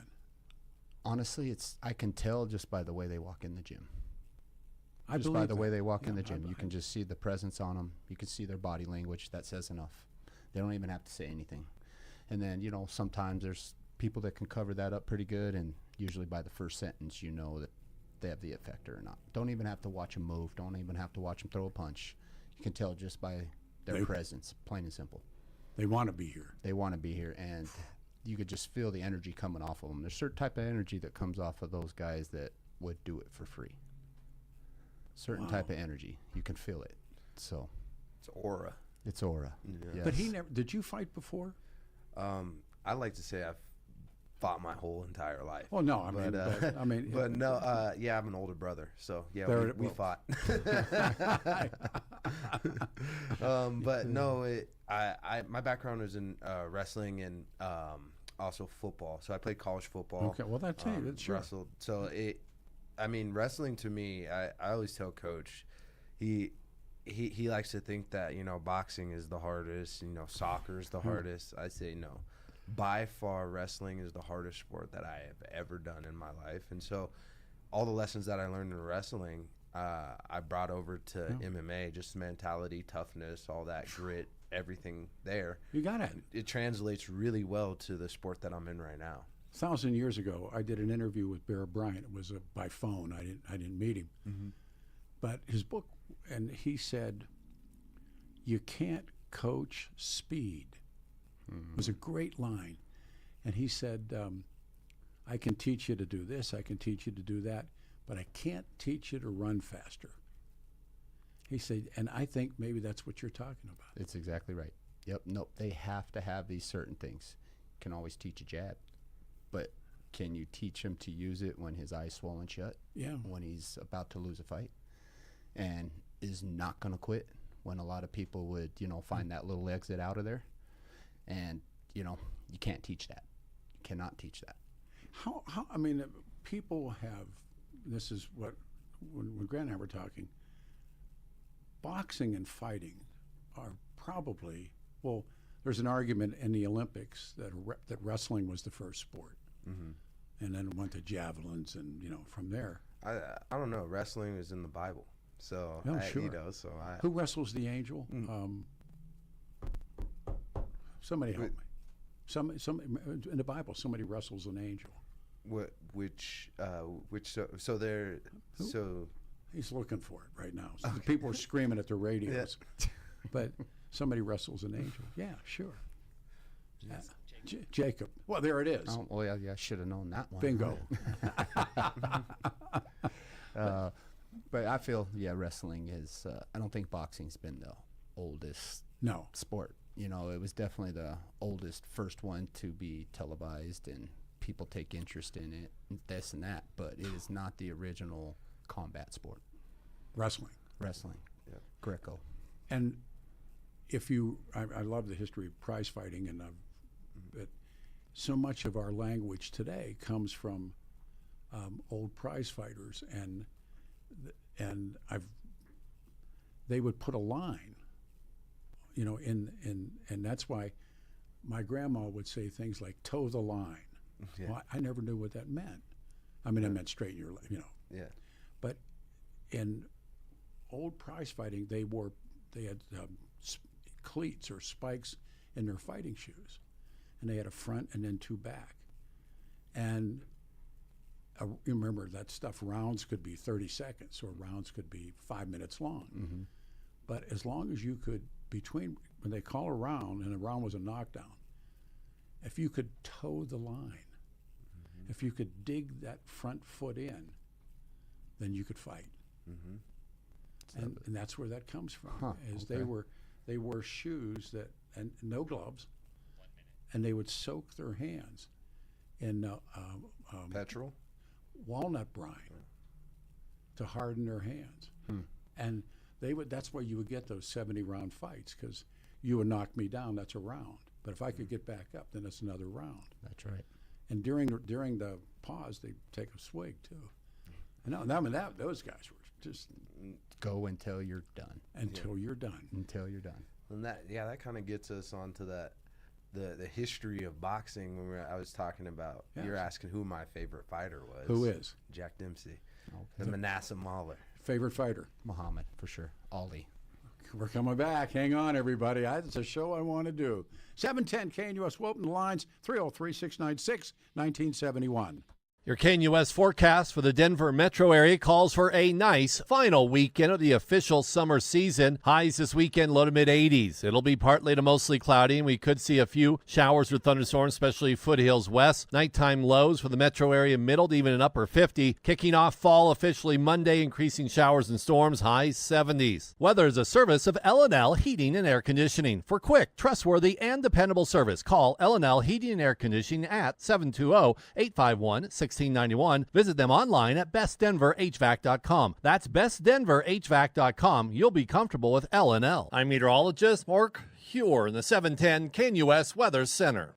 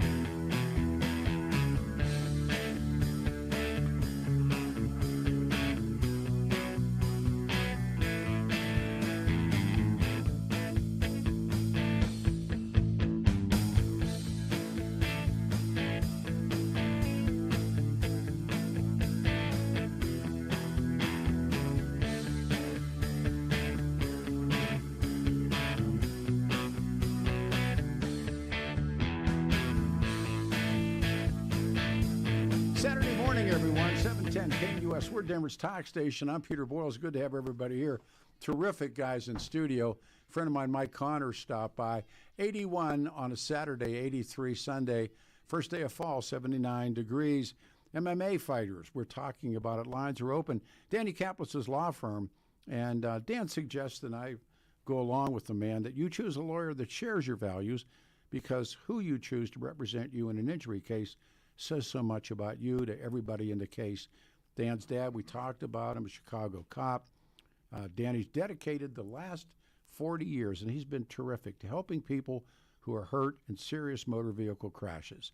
He is my friend. He helped my family.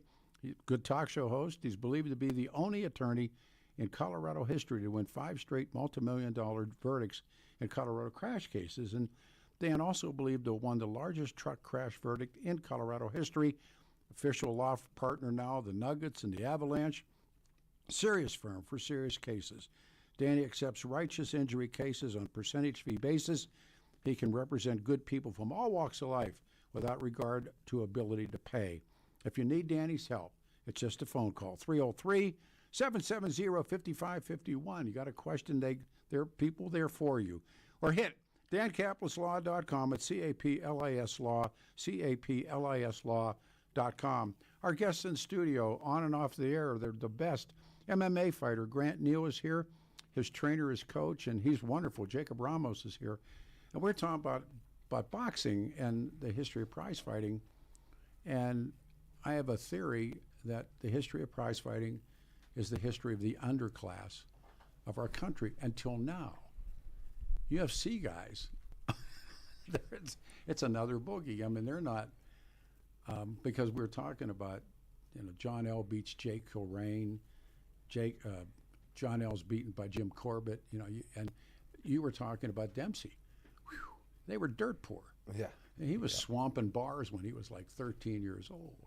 But he also had one of the biggest gates ever in all of boxing. Yep. So, and that record held until, I think it was Pacquiao Mayweather.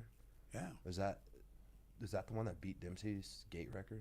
I mean, I wouldn't be able to tell you on that one. But Well, they were built in arenas. Yeah. Oh yeah. It was pretty cool. But I mean, the reason I love Jack is he is from Colorado, Manassas. Oh yeah.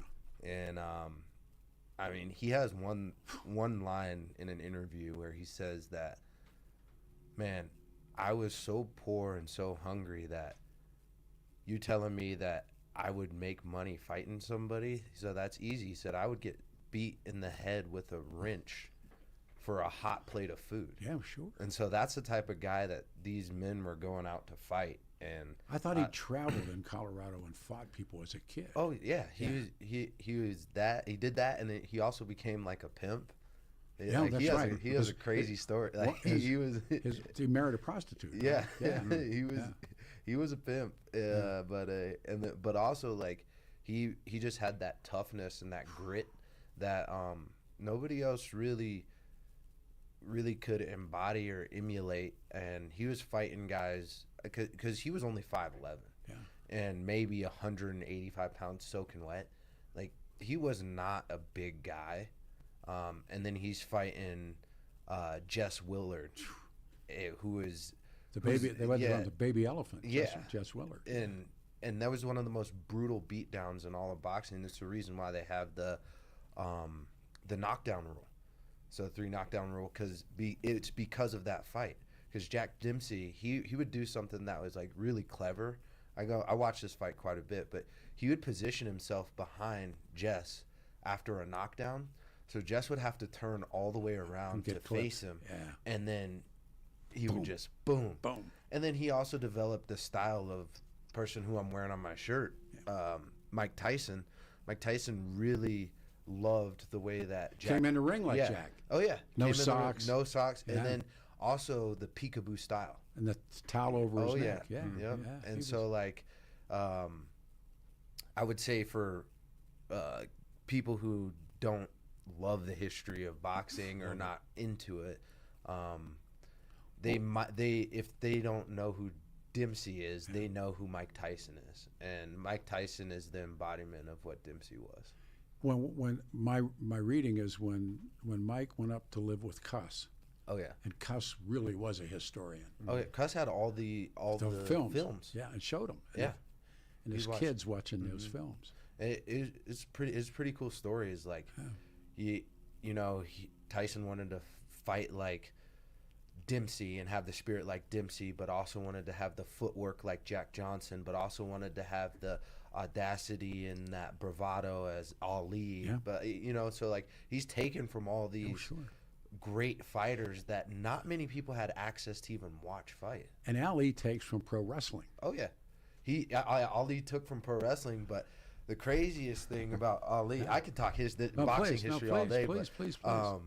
Craziest thing that I think about Ali is he's in a few interviews and they're asking Ali, hey man, do you feel a little bit nervous the way that you're talking? It's not common. Like, why are you talking this way? And he goes, man, I don't really feel like my life is in danger. He says Jack Johnson was talking like this and they were literally lynching people when he would come to town because he was the first black heavyweight champion. People don't know. And they were upset with him and he didn't care. They passed a law against Jack Johnson. Yeah. The Mann Act. Yep. That's against Jack Johnson. Against Jack Johnson. Yeah, so, Mr. Jack. Yeah, so it's cool to I know that I'm in MMA, but I think that all 5 sports, I think you need to know the history and have a through line. I love you for that, and I man. think you can take a lot from that. And I noticed all the greats, they have an understanding and they love the history of it, but they also take from that history and develop their own style, right? Sure. In emulation, right? It's not necessarily an idolization, because when you idolize somebody like that is just another man, it kind of takes away from what you can be as a fighter. And so it's not an idolization, it's just an awareness and understanding how you can utilize what they do and allow you to develop your own style. See, I love when this is Grant Neal. This is Grant Neal speaking. I first got on the phone with you, man, and we started talking like this. And I said, I just fell in love. I thought, wow, because my favorite Jack Johnson story is the car story where the cop catches him. Oh yeah. And the fine's $25, and Jack gives him, or Jack come on, he gives him a 50. Mm-hmm. And he said, "What's this for?" He said, "I'm coming back." I mean, because they hated him, man. Oh yeah. But and he just would roll with the punches, literally roll with the punches. And I mean, Ali's style is developed off of floating like Jack Johnson. Like the way that he fought is just, nobody had seen it ever. And it kind of got lost until your favorite, Muhammad Ali, brought it back. When Muhammad grew up, he grew up in Louisville, and he watched pro wrestling. Oh yeah, I've been told this a dozen times by wrestlers, and so he wins the Olympics, and he still cashes Clay, and he's a really mild-mannered guy. He's not. And he goes to Vegas. He has a fight in Vegas. And there was a conglomerate that bought him. And same thing with Joe Frazier, that they bought him in what was the gym in Philly? Was it Coverlay in Philly, or no? Where they owned him. And they put up the money for him to travel and train. And so he goes, and he's going to do a media show, and before him is the legendary Gorgeous George. And George is George. And then Cassius does the show. And then he looks at the gate the next day. And they're fighting. Yeah. And this guy's doing pro wrestling. Yeah. And he sees George pulls him by I forget how many seats. That was his moment. Yep. And he became the Louisville Lip. Yeah. He became the Lip. No, I'm a huge fan, man. Yeah. Yeah. And one of my favorite people in MMA. So in MMA, you have showrunners. Yes. And so in Bellator, our showrunner was he was the babysitter of the stars, is what they call him. His name is the great Burt Watson. And Burt, I would always pick his mind any chance that I got, because he was literally the babysitter of the stars. He was the man that all these greats, the people that I look up to, went to Bert. Yep. And they're like, if anybody had an issue, anybody had a problem, they talked to Bert. And so that was so cool to be able to have Bert walking me out to my fights. Yeah. You know, that to me is not lost on me by any means. I have many pictures with him and stuff, but wait a minute, if I could stop you right there. Yeah. This is Grant Neal and Jacob Ramos are here.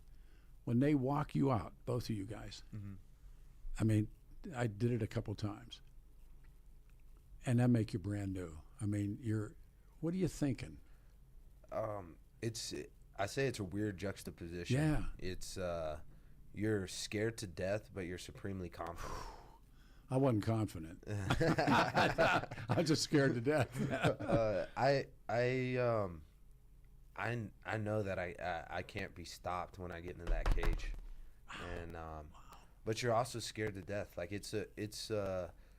I like to tell people it's the most alive you'll ever feel, but you're also the closest to death. Like it's crazy. It's the most present you will ever be, if you allow that moment to happen. Jacob, when you is that what you see in guys where you can't coach speed, the guy that wants to get in the ring? Mm-hmm. It is, like you were talking about these greats and how they were able to keep their legacies and stuff like that. A big part of what they were able to do was able to promote themselves. Absolutely. Get them in the eyes, make sure that they said certain things that everybody in the world was going to hear, you know, and that's right. There's guys that you see when they walk in, you're like, oh yeah, no, that's a promoter's dream. That's a manager's dream, because the way they can present themselves and promote themselves without even having to fight. The first times, you know, when I saw UFC or MMA, nobody did the pro wrestling thing. And boxers were, and then it all becomes, now when I even see weigh-ins for UFC, they're going at each other, you know, and you know, Muhammad did that. He would get in a guy's head like in about 11 seconds, name him. Yeah. Oh yeah. And degrade him, talk about him. And what he did to Joe Frazier was, I think that was unforgivable, but because I was a huge Joe fan. But I mean, he got into his head. Absolutely. You know, and Joe never liked him even to the end. You know, so they made up. No, they didn't. No, that went deep for sure. Yeah, no, they didn't make up. You know, and even I think Tyson carries it. Oh yeah. Oh, absolutely. He talks about it. Oh you know, and that's the other thing too is, I have a lot of people tell me they say, man, you change when you get into the ring. So I tell them I do. I said, the Grant that's in the ring is not the Grant that can operate in the world. That person, I don't like that person. That person, I wouldn't want to hang out with that person. Like that person is reserved solely for the ring. Who's your favorite fighter? I mean, UFC fighter, give or take. I don't care. You pick the time and place. Well, you know, I'm gonna have to go with my girl Rose. Okay. Yep. As a UFC fighter right now, I'm gonna have to go with her. Oh, history. Who? History. Oh, history. Yeah. Well, you know, and I'm gonna even have to go with one of the ones that I still was able to train was Nate Marquardt. Wow. Nate Marquardt brought a lot, and I actually feel he helped evolutionize the sport as well, just because of his background. Man, that's a lot of them. There's so many. There's so many of them. I'm a St. Pierre guy. I love George St. Pierre. And that's that same era right there. Oh, absolutely. Absolutely. I love. So I got two. I love Daniel Cormier. There. Just because of what he did and how he did it late in life. Like, people don't understand. Cormier started at 30. Yeah. He started at 30. Randy Couture. That is he was 47 or 48 fighting. I mean, to start at 30, become a champion in not one, not two, but 3 different big promotions. Oh man, like that's amazing. How old was Randy Couture? I mean, he fought until he fought forever. Yeah, he did. In like mid-40s, like you were I saying. think so. Yeah, 47, absolutely. 48 years old. Yeah. He was banging. I mean, that to me was great. I mean, I'm a student of the game, and one of the biggest students of the game. Probably not everybody's favorite, but he is a very big student of the game. Is John Jones? No, Bones Jones, my guy. Man. Absolutely. So, is he going to fight again? I don't know. It's hard to say. It's hard to say. Dana White says he's the man. Yeah, I mean, he said he is the man. He is the man. Absolutely, no doubt about that. Yeah. And so, and it's funny because those two can't stand each other, but those are like my 2 favorite fighters. But that tells you who I am as a fighter, because I see a lot of myself in John, and I see a lot of myself in Daniel. Hang on. 710 KNUS Denver's Talk Station, Saturday. I'm Peter Boyles. The UFC, MMA, and prize fighting. It's all my favorite stuff. Stay here. Grant Neal and Jacob Ramos are here. We'll be right around the corner.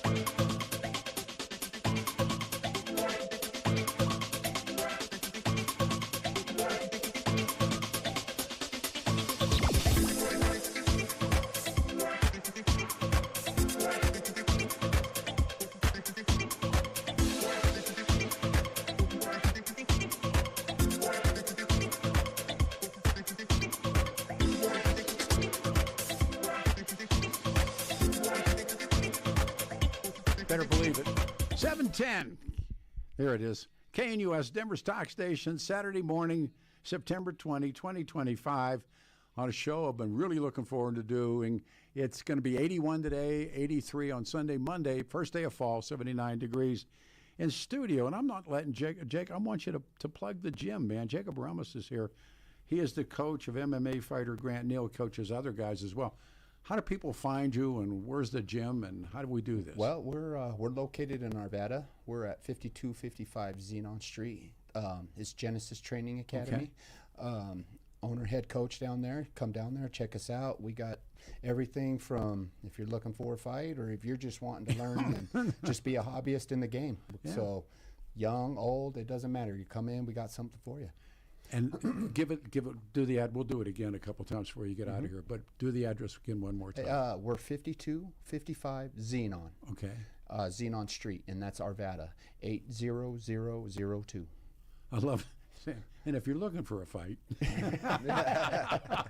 we got a little bit of something for everybody. Yeah, well, that was we were talking about the Gracies. Yeah. And when I got to know them, or at least meet them and be around them, then they sent me all those videos. They had those cassettes, and they're like on the beach at Ipanema having a family picnic, and guys come up on them, and they want to go, or they're in their gym, and guys come in, and hey, doors open. You want to fight one of us? And they'd fight each other to see who was going to fight that guy. Right? Yeah. Warm-up round. Yeah, no, they did. I mean, it's crazy how much that actually still happens. It really is crazy. There's a lot of people that just feel they got it, and they got to come in and prove it on somebody who really does have it, and it doesn't always work out for them. Yeah, it doesn't always work out. I always said you don't know how good is until you see good. That's right. Oh yeah. I mean, the first time I saw good, not just kids doing 3 2-round fights, or in 2-minute fights, 3 rounds, bombing each other, with big gloves, but you went to see it, and you went. Yep. Yeah, and I never saw a title fight or anything like that. But when you saw good, and you know what? Can you do good for 25 minutes? Can you do good for 35 minutes? I know. That's the key. You might have good for a minute. Yeah, you might have that, but what's going to happen those next 2 minutes? So fatigue makes cowards of us all. It does. Great line. 100%. So. Now did you? I take it you fought too. I did. Yeah, amateur boxing. And then when did you fall into MMA? I want to say I got into the MMA side right about 2009, somewhere in there. Yeah. Yeah, 2000. Maybe a little bit earlier, 2005. That sounds about right. Because those original guys, when the Gracies came back around, maybe the second time. The guy Sakuraba, who they called the Gracie Hunter, and the guy started taking them and beating them, and that wasn't true those first 2 trips around the world. Nobody got them. Nobody. What do you think? I mean, I figured people caught on to them. Well, I mean, nobody could get them for sure had was definitely a style that nobody had seen. Yep, agreed. They didn't know how to deal with it. Yep. All of a sudden, you're getting choked, and you don't know how to get out of it. That's right. But I think once it started to evolve, once they got it out there, people practiced it. And then once people started getting a clue and started understanding the game a little bit, and there's the 2 families it started to make all the stuff that happened between them. Right. Yeah. But it started making its switch to where also American fighters, prize fighters, started stepping in, and they were boxers from the top of their body, and then the guys from the bottom of their body, they had to teach them. Then you had to teach the guys to strangle somebody. Yeah, that's right. And then it was like game on. Were the guys better today than they were the original guys that fought? No, because everybody's always as great as they are in their time. That's well said. Yeah, it's always evolving. Because people would say, what if Jack Dempsey fought Muhammad? Yeah, well, I mean, look at all the advancements, look at all the, especially from when UFC first started in 96 to now. Wow. The involvement in conditioning, the involvement in dieting, the involvement in everything. All that stuff. I mean, you can't always compare it because that's what they had when they had. No TRT. And no TRT. Right. For the audience, TRT? Testosterone replacement therapy. Yes. Yeah, that's right. Just they were good in their time. They were as best as they could be for what was available to them. And, and they seemed to, there was, you didn't know, they'd tell you a style or something, but that didn't mean anything. That's right. Not in the UFC, it didn't. No. That's what they were really started it for, is to see what style was best. You think that's how they looked at it? Yeah, they wanted to see which one was the best, and I mean, they were all winning. They all had their moments. Yeah. So I guess everybody started to do it all. Yeah, I really, absolutely. Yeah, so absolutely. they were like, dang, you can wrestle and you can submit somebody and knock them out? Dang. Well, you watch Gracie when he had that lead front foot and his hand out there like that, and you're thinking, what was he doing? Mm-hmm. They were luring guys in. That's right. Throw on me because I'm just going to grab you. And they were like anacondas. That's right. That's right. And back then, I couldn't even imagine you had no clue how to deal with that. Yeah. Nothing. It was over. I watched them. They haven't seen it before. That's Nobody right. had seen it before. No clue how to deal with and that. they put the money up. Oh, yeah. Yeah. I mean, they said nobody can beat us. Mm-hmm. And then they bring this middleweight kid in. And when I see him on the Gracie train, because they hit up during all the pre-hype, and it was in Denver. He never made interviews. I never met him. I mean, I met him years later, but I didn't meet him. His brother would come. Mm-hmm. They bring their dad. Their dad didn't speak English. He spoke Portuguese. And there's two of the older brothers, and I guess must have been incredible too. But you didn't get a chance to talk to him. Yeah. And until the night when they do the Gracie train, mm-hmm. and they did the train coming in, and that's the first time I saw him. And I went, well, we're sitting pretty close, and I went, wow, And I can't remember the guy's name. He's a Japanese jiu-jitsu guy, and they brought him from Japan. That was really the fight of the night. Yeah. And he beat the guy. Mm-hmm. He choked the guy out, and that looking back and what I learned since, that was the fight. Because he was the guy they were bringing. They just drew straws, Mm-hmm. like who's going to fight who. Mm-hmm. And then he fought Shamrock. Yeah. And then he fought for the money. Oh yeah. He fought that Dutch guy. Okay. And the guy was really they were holding his nose and stuff. I mean, they were trying to keep you from breathing. Keep him from breathing. Yeah. Sounds like something that my man next to me likes to do. But stepping on his feet, holding his balls and everything. Covering his mouth, that's right. It's all fair. He said, we talked about it later, and I said, that was just this awful fight, and that was, they said that was the fight. No, it was the Japanese guy, but I didn't know what was going on. It was like. The reason why he says the Japanese, that fight was the fight was because jiu-jitsu comes from Japan. Absolutely. And so that's where it originated from. And it's crazy what the Gracie family has done, because people don't think of jiu-jitsu and think of Japan. They think of Brazil. That's it. Now they do. Yeah. And so it's unbelievable what that family has done. And so I mean, jiu-jitsu and the Gracies are synonymous. Yeah. And it's it's like tissue and Kleenex. But they call it Brazilian. Yeah. And the old, and guys like Jimmy Cagney, the actor, they were all they trained. They were Oh yeah. They took lessons in California from Japanese Americans. Yeah. It's I mean, in Japan, jiu-jitsu has been around for forever, since the samurai. I'm going to ask a lousy question. How would Bruce Lee do today in a MMA fight? Bruce Lee is one of my favorite. I think he'd do phenomenal. Yeah, exactly. I would never put my money against Bruce Lee. That's for sure. I think Bruce Lee would do phenomenal. I think he would as well. Okay. Yeah, because I mean, you want to talk about a student of the game? Yeah. He'd learn it all. Yeah, he was. His life is. I've heard so many stories. I mean, away from. Yeah. What they. There's what they call it, the official. Life story. And then there's the one that you hear. Yeah, the Hollywood story. Thank you. Yeah. The Hollywood story. Yeah, the guys that say, well, let me tell you the real truth here. Yeah, exactly. And oftentimes, what do you do with Rousey? You mentioned her. Rose. Yeah. Rose? Oh, yeah, Rose Namajunas. Yeah. The champ.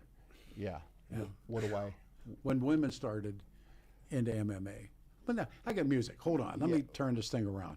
Another hour coming up, and I'm hitting the bricks. It's Saturday, September 20th, And again, the 12th annual MC1 Honor Run is Sunday, next Sunday a week. We'll talk more about that. These guys are wonderful. Hang on. This is a me show.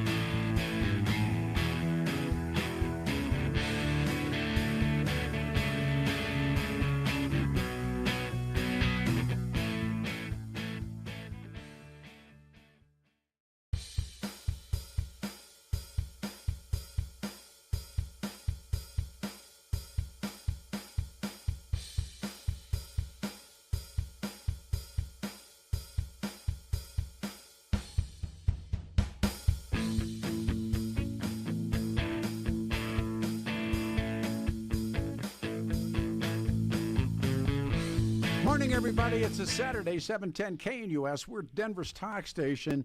It's good to have you here. Thanking Leanne Wheeler for the show this morning. Saturday, September the 20th, 2025.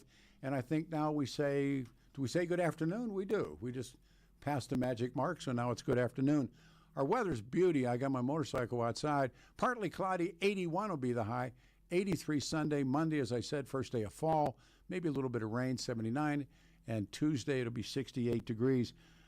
Briefly, again, for the survivors, the 12th annual MC1 Honor Run will be Sunday, a week from Sunday, September the 28th. And it has been a remarkable. We had Frank DeAngelis on this morning talking about it. But it is for first responders. And so far, we have helped 65 survivors, helped with over $500,000. And these are men and women in the line of duty, first responders who have been injured. And you can get everything on the website. You can look at MC1 for the survivors, but it starts at Columbine High School, and everybody, I'll be there early. Everything starts about 8 o'clock, and then we do a ceremony at 9:15. Bikes are out at 10, and then we end up at a really nice place for the survivors, and it's party time, so you can help out. Now, thanking Leanne. Leanne tells me about she went to the fights, and I go to the fights all the time, and she said, I saw this young MMA fighter, Grant Neal. I said, well, let's get him on the show. So it turns out we start talking on the radio. Talking on the phone, and a guy floors me. I'm like half an amateur boxing fan and an old fighter and love the history of fighting. And we start to talk, and it's like I'm going to school with Grant. So I said, man, come do the show. And he was scheduled for last week. And, of course, with all the tragedy and sadness, we moved him. So I talked to him, and he said, well, I asked him to bring his coach, and he said, yeah. He said, Jacob Ramos. And I'm going, I think I know that name. And he said, well, come in the studio. So they're here, and the conversations off air and on air are tremendous. I've been hogging the guests. 303-696-1971 is the phone number. What would you like to say or know? Because these are both gifts. So 303-696-1971. Lines are wide open. Ask your questions or make your statements. So we're breaking away, and we're talking about wrestlers in general, and we're talking about pro wrestling and talking about all of this stuff. And one of the, Dennis James was the announcer, and we did an interview with Dennis James. This is 1,000 years ago. Why did pro wrestling make it on television? At Big One Television First Events. He said, it's a one-camera shoot. And I went, what? He said, yeah. He said, back then, the old television cameras, we'd encase them in cement on the floor. And it was the ring. And he said, we didn't have baseball or football because, you watch, how many cameras do you think will be covering the Bronco game tomorrow, plus an aerial, like 30, but a prize fight is one ring. One camera. And the same was true with roller derby. And that's why all that stuff worked. Mm-hmm. And so pro wrestling really makes a resurgence, and so does boxing. Because there were 2 boxing shows a week. I sat with my dad and watched them. It was Wednesday night was Pabst Blue Ribbon bouts, and Friday nights were Gillette Razor Blades Cavalcade of Sports. Always had 3 fights, and everybody watched boxing. And so when did you fall in love with boxing?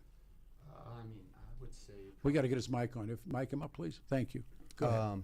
I fell in love with boxing. I loved it my whole life. I just always loved watching the art behind it. Yeah. And one of my most favorite things about boxing is learning how to make people miss.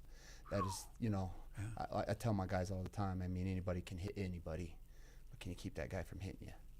That's so just making people miss and that type of stuff is what made me fall in love with boxing. And it was probably where I really started getting it to where I fell in love enough to where I wanted to do it now. Yeah. It was probably about 95. What was your first fight? My first fight was in 97. Where'd you fight? Oh, I fought here in Denver, the Golden Gloves. So, back in the day. And what's kind of funny about that is the coach that had me back then was a guy named DeVeral Williamson. I know him. Definitely a local favorite, stud out here. Yeah, I know and, he helped me through my first few fights there. And then crazy thing is I ended up training him. Oh, yeah. So trained him for his last part of his career, his last little stretch, and I don't know. It was just kind of crazy to see the involvement. I loved it so much that I ended up, I took it on quick. Are you guys old enough to remember when Ron Lau fought? Yeah, absolutely. Because Ron Lyle used to come in and work with DeVerl a lot. Yeah. Yep. He actually had a few of his fighters. There was a guy named Terrence Pedro out there. Yeah, Ron Lyle worked with him forever. He'd come in and work with DeVerl as well. And man, I love that dude. He's definitely missed for sure. I met him, and then there's a book about him, and I'm in the book with Ron Lyle. But here's a great trivia question. They did the life of Sonny Liston for a television movie. For all the money, what's behind the curtain in a new car? Who played Sonny in the movie? Ron Lau.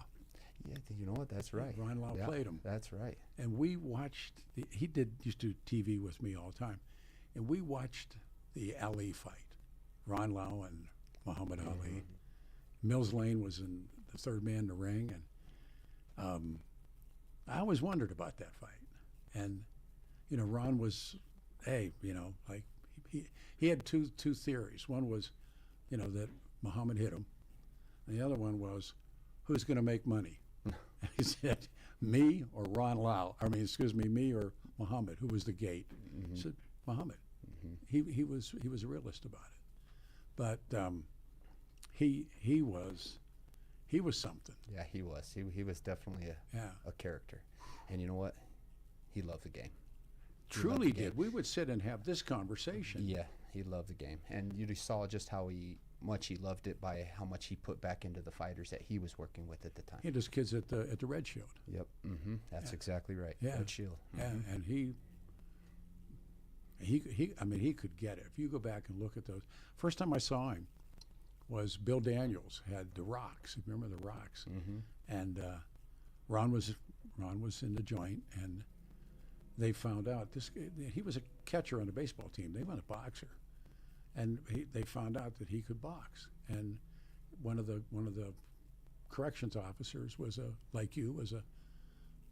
good coach, and he creates Ron Lau, and Ron Lau's killing everybody. They said Bill Daniels gets him out, and he fought in the auditorium. This before I was in the business, and I was going to school, and I was broke, but I bought a ticket because they had Joe Louis. Bill was taking care of Joe Louis, and you could stand in the line and shake Joe Louis's hand. And I stood there in that line for, 40 minutes, and just because I wanted to shake the bomber's hand. And there he was. It was Joe Louis. That's cool. Oh, man. For me, it was like... Yeah, absolutely. Because Joe was done when I became aware of everything, but just watching the Louis fights. Yeah. All-time great. Yeah. All-time great. All-time great. Never died. You know what I'm saying? The name never died. Today, when people talk about great fighters, Joe Louis. Yep, he's always one that's brought up for sure. And what he went through. He went through a lot. And there's a media book called Joe Louis, Black Champion in White America. And it's about how the media treated Joe Louis, principally because of Jack Johnson. And those guys that were his management or handlers, they told him all the time, you can't do this, you can't do that, you can't do this. He was so soft-spoken, never said anything because he wanted to be the heavyweight champion of the world. And he became that. Wow. Oh, yeah. His son's here. I don't know if you knew that. Joe Louis's son is here in town. I didn't know that. Yeah. His name's Joe Barrow. And because Joe Louis was Joe Louis Barrow. And he didn't want his mother to know he was fighting. So he fought under another name and fought under his middle name. Yeah. But his son is here and is really good guy.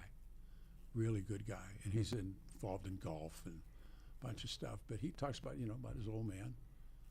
And there's a lot of broken heart sadness with fighters too. Yeah, absolutely. Stay too long. Well, the sport definitely takes. That is it does. No question about that. Why is that? I mean, there's so much sacrifice that goes into this sport. There's so much time. The amount of time that it takes, it's very hard to have a 9 to 5. If that, you know, being a champion is something you want to do, it's, you know, having that 9 to 5 job is not going to be in the books, and then you're not making money. You make very little at the beginning.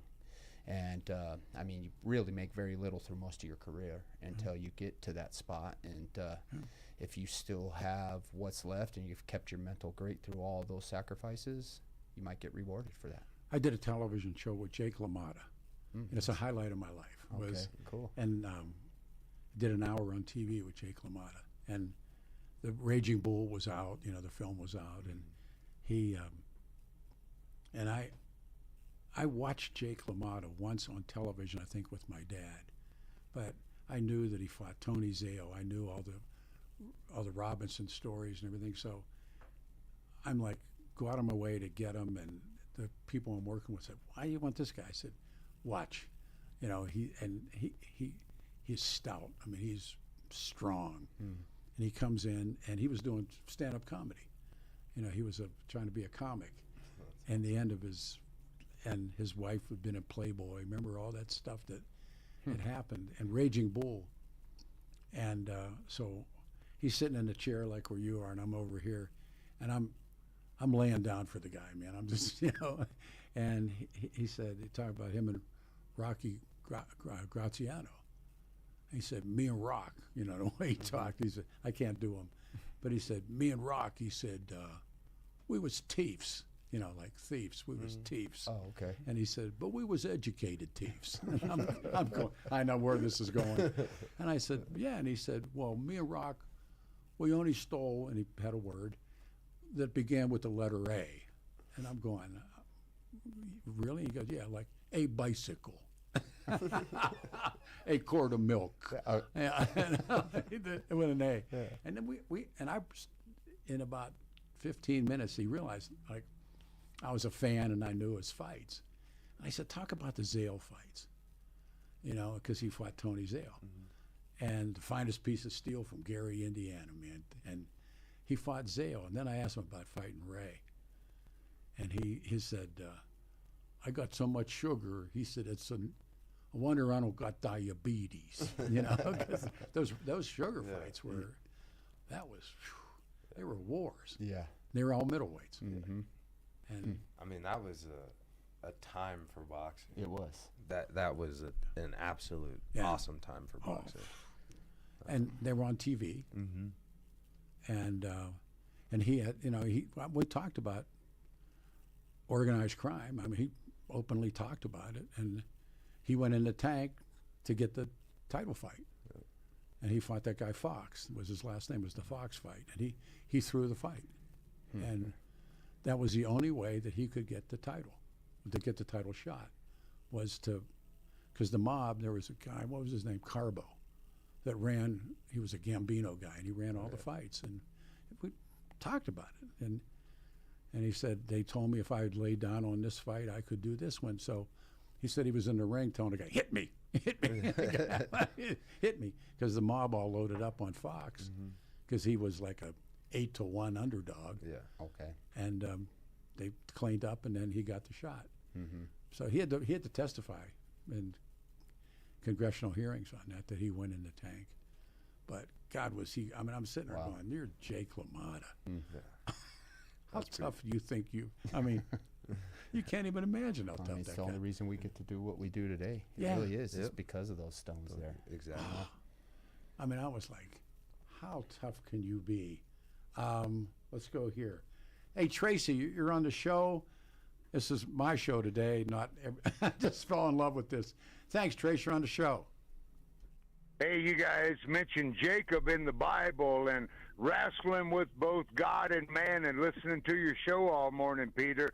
You know, it really kind of describes it, you know, that there's a ultimate fighting match going on between all the trifecta gods, you know, as far as the monotheistic religions go, you know, and Jacob did prevail, and that's why his name was Israel. And it's quite a struggle to deal with all these things. But, you know, you guys, you know, keep it into consideration and realize, that this is a free country and that's the way it goes. You got it, brother. Thank you. 303-696-1971. You can comment, but it's like, so what's your training schedule like? How does it work? Oh, my training schedule is very full, I should say. Very full. So I usually. What's your day off? Okay, so if we're just going on, let's say a Monday, I start off with a strength and conditioning early in the morning. Do that for about an hour. Then I go and do a grappling class after strength and conditioning, and so that's usually a 2-hour like grappling class. Now that's not jiu-jitsu, it's just wrestling. It's jiu-jitsu. Okay. It's like combat jiu-jitsu. Okay. So jiu-jitsu is strikes, Yep. and it's very blended. Yeah. And then I'll go and do a striking class with Coach Jake. Okay. And we'll focus and hone in on the different techniques and skills that we need to do to utilize like our strengths and understand the different things that we need to do from a stand-up striking standpoint. So that's already 3 practices, probably before 2 o'clock. Yeah, I'd say by 12. Yeah, by 12 o'clock. And then 12 o'clock. and then in the evening, so now I think it's extremely important to recover. And so I actually have to schedule like my recovery. Yeah. So I go to a few different places to get recovery. Recovery One in Denver is phenomenal, and I utilize their team to help put me back together again, so to speak. And then in the evening, I'll go in and I have some wrestling mats and heavy bags and stuff, and then I'll do either some footwork or hit the bag in the evening, and then I hop in the sauna, and I get in the bed. And Do you have to cut weight? Have you had to go through that? Oh yeah. So weight cuts are a little bit different. Yeah. So for people who don't understand, like weight cuts are usually at the end of camp. Yeah. And so the beginning of camp, I usually start my camps at like around 220 pounds. And then for my fight, I'll fight at 185 pounds. Ooh. And so I like to tell people I'm 185 pounds for all of about 5 minutes. Yeah. Just to get on the scale, and then I'm back up to probably close to 210 when I step into the cage. When's your next fight? You told me, but when's your next fight? So my next fight is going to be in November. We don't know the specific date on the next fight. We haven't necessarily signed the contract, but there's some big things in the works, and I kind of have to keep it a little bit vague right now. I get it. But it's out of state, though, I think, as you told me. It's most likely going to be out of state, but if it's here in Colorado, we'll be there. Oh, yeah. Now, and you got a fight pending after that. Yep. And the fight pending after that is in Colorado, and it's December 20th, so right before Christmas. I'm going to switch into open lines, but I want to thank you both. Yeah. I mean, you gave me a great show. I look forward to this since we spoke. I'll stay in touch. I'm going to come out and see the school. Would love to have you. I know. I promise I'll come out, and I'll be ringside when you fight in town. That'll be. I'll make sure of it. No, we'll promote it on the air, and we'll sell it. Where do you fight when you fight here in town? So I fought for 2 different promotions here in town, but Combat Club is one of them, or Colorado Combat Club, and then Sparta Combat League. Oh, okay. I've seen that. So. It's a pleasure to know you both. It's an absolute pleasure. Thank you, guys. We go to open lines, 303-696-1971. Stay right here at 710 KNUS. Your KNUS 5-day forecast here in Denver this Saturday, mostly sunny, highs in the low 80s with gusty winds at times. Partly cloudy tonight, lows down to 55. Sunny and summery for Sunday, highs around 85 with lows in the middle 50s. Weather brought to you by L&L Heating and Air Conditioning. For quick, trustworthy, and dependable service, call L&L Heating and Air Conditioning at 720-851-1691. Visit them online at bestdenverhvac.com. That's bestdenverhvac.com. You'll be comfortable with L&L. I'm day weather meteorologist Patrice Sutter in the 710 KNUS Weather Center.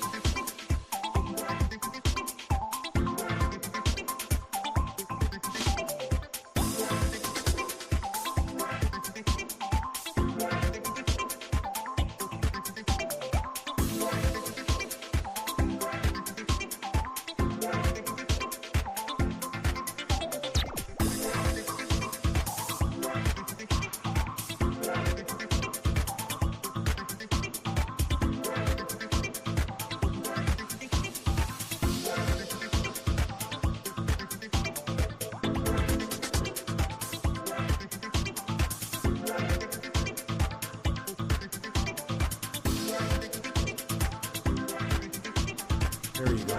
Big John.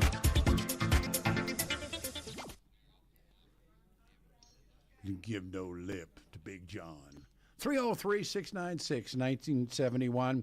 September 20th. I'm Peter Boyles, 710. KNUS lines are wide open. We started the show and talking about the freedom of speech and the First Amendment, and then we got the two doctors, and we were talking about Palestinians and what's taking place in Gaza. And then that was fun for me to listen to those fellows speak and have them on the show. So it's open lines, and we have plenty of time. It's only 24 after 12. 303-696-1971. What you think about the First Amendment, what you believe happened. And I'm telling you, you do not have the divine right to have a show, a television show or a radio show. And we were talking about how, nobody shed a tear when Tucker Carlson lost his job. I lost these jobs. There's 5 times I got let go in this business, and twice was on me, and 3 times it was in a group we got canned. It was Cat Radio, Christmas Eve, Gus Merkus, and Ed Green, and all of us, and because the radio station wasn't making money. And so it became all religion the next day. The next one that I worked at was KWBZ, and that went down, if you remember, if you're a long-time talker. That went off the air. And then I eventually came back to this stick, and it went off the air in terms of its format. And so one of the things that you can know is when somebody loses a gig, they don't have any ratings, with the exception of me being stupid and grabbing that guy and his physical. Then, you violate all kinds of different rules and all kinds of different things that happen, and it's what it is.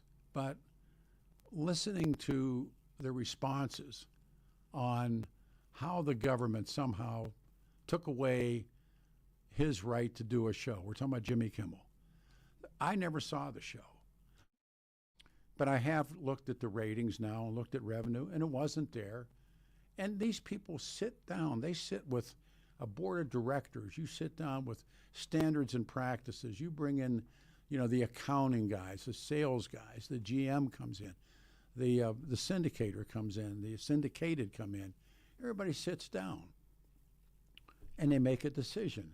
And I can tell you right now that if this guy had numbers and was making money, I doubt seriously if they'd have canned him. Now, apparently now, and Adam found this, that there's a video of him speaking when they got rid of Roseanne Barr. And Adam, join me just for a second. So Adam Walker, morning show, Saturday morning producer extraordinaire. And what is it that Jimmy Kimmel's saying about Roseanne Barr? Well, this was back in 2018, so years ago. It was right when it happened. He said, this isn't a case of cancel culture. This is consequences of your speech. So basically saying she said something wrong and she should be fired, and it's okay to fire somebody for saying something that you dislike, which is exactly what now he's complaining about. We serve at the king's pleasure in this business. The late, great Alan Berg, when everything went south at KWBZ and Bergie gets a gig, he leaves the state and he goes to the buckle with a Bible Belt. And the first call he takes, the guy says, and this is in Oklahoma, the guy says, I want everybody in Denver to know, everybody in Oklahoma to know that I used to listen to this man in Denver, Colorado, and he called Jesus Christ a black homosexual. It was game over. The manager came in, took him by the ear, and put him out, and he came back to Denver, got a gig at KOA. You don't have to, Chuck Bonnewell. Bonnewell and I talked yesterday for an hour. We had talked for an hour on the phone. Chuck got fired for making a joke that he thought was a joke, but it wasn't a very good. I mean, remember when he said, what we really need is a good school shooting. And his wife, Julie, who was his partner on the air, said, no, Chuck didn't mean that. Chuck didn't mean that. And Kelly Michaels, right where we're sitting now, came down the hall and told him, you won't be back tomorrow. That was it. You don't have that right. It's not the government stepping in. And by the way, if I hear one more person called a fascist, and if I hear one more person called a Nazi, I had a professor who once said there should be a law that nobody gets called Adolf Hitler because there was only one. And he is who he was and did what he did. To compare anybody else to Adolf Hitler is so beyond the pale. So I don't know what you want to talk about with this, but ultimately, when Tucker Carlson, when Berg got fired, when I got, nobody said, oh, this is the government in action. It's not. I mean, now the head of the FCC got some stroke, but no, I mean, and if you ever read about Dan Rather taking the chair, as they called it, remember, Dan Rather literally haunted Nixon with Watergate, Pentagon Papers, everything that was going on with the administration was Woodward, Bernstein, Dan Rather, and the Washington Post and everybody that was part of that. And so Rather's going to get Walter Cronkite's chair. Cronkite's going to retire. And everybody was upset because of what he had, they thought, done to Nixon. Well, the fact of the matter is, it's true. The stuff that he was accusing Nixon of and writing, saying and talking and presenting about Nixon, it was worse than what he was saying about Nixon. But they didn't want Rather. By God, they weren't. And the fact of the matter, Rather had numbers. Rather had ratings. Rather made money. And Dan Rather got the chair. So this business is driven. Don't let anybody else kid you. Having hung around this business for the longest time and been able to be successful on somewhat of a level, it's about ratings and revenue and revenue and ratings. And this guy tanked out. He didn't have the numbers. And they took the chance to get rid of him. Now, did you make some people happy? Of course you did. Did they make the people in Oklahoma happy when they yanked AB? Sure. I mean, but that wasn't the point. The point of it is, if you're good, you'll work. If you make ratings and revenue, you do the job. And this guy, and especially now with this captured video of him going after Roseanne Barr and saying Roseanne had it coming, how can it be? Did anybody get apoplectic when they got Tucker Carlson? I don't care about their politics. I don't care about, it has to do with ratings and revenue. And that they had a long conversation. They did it in the board of directors. They bring in all the fat cats. They bring in, they call them practices. And they bring those guys in. They bring in the legal eagles. They bring in sales. They bring in the general managers. They bring in the syndicators. I mean, it took a long time in real time to make a decision to fire the guy or suspend him. What was the idea? He's going to be suspended. And, that means he can come back, I guess. But the point of it is, if I hear one more, and also the idiots that danced on his grave, the talk show idiots that danced on his grave. The bell tolls for thee. You know what? And I got sick and tired of listening to that crap too. That he had, no, it's going to happen to you, dude, and probably did. And it will again. And I serve at the king's pleasure.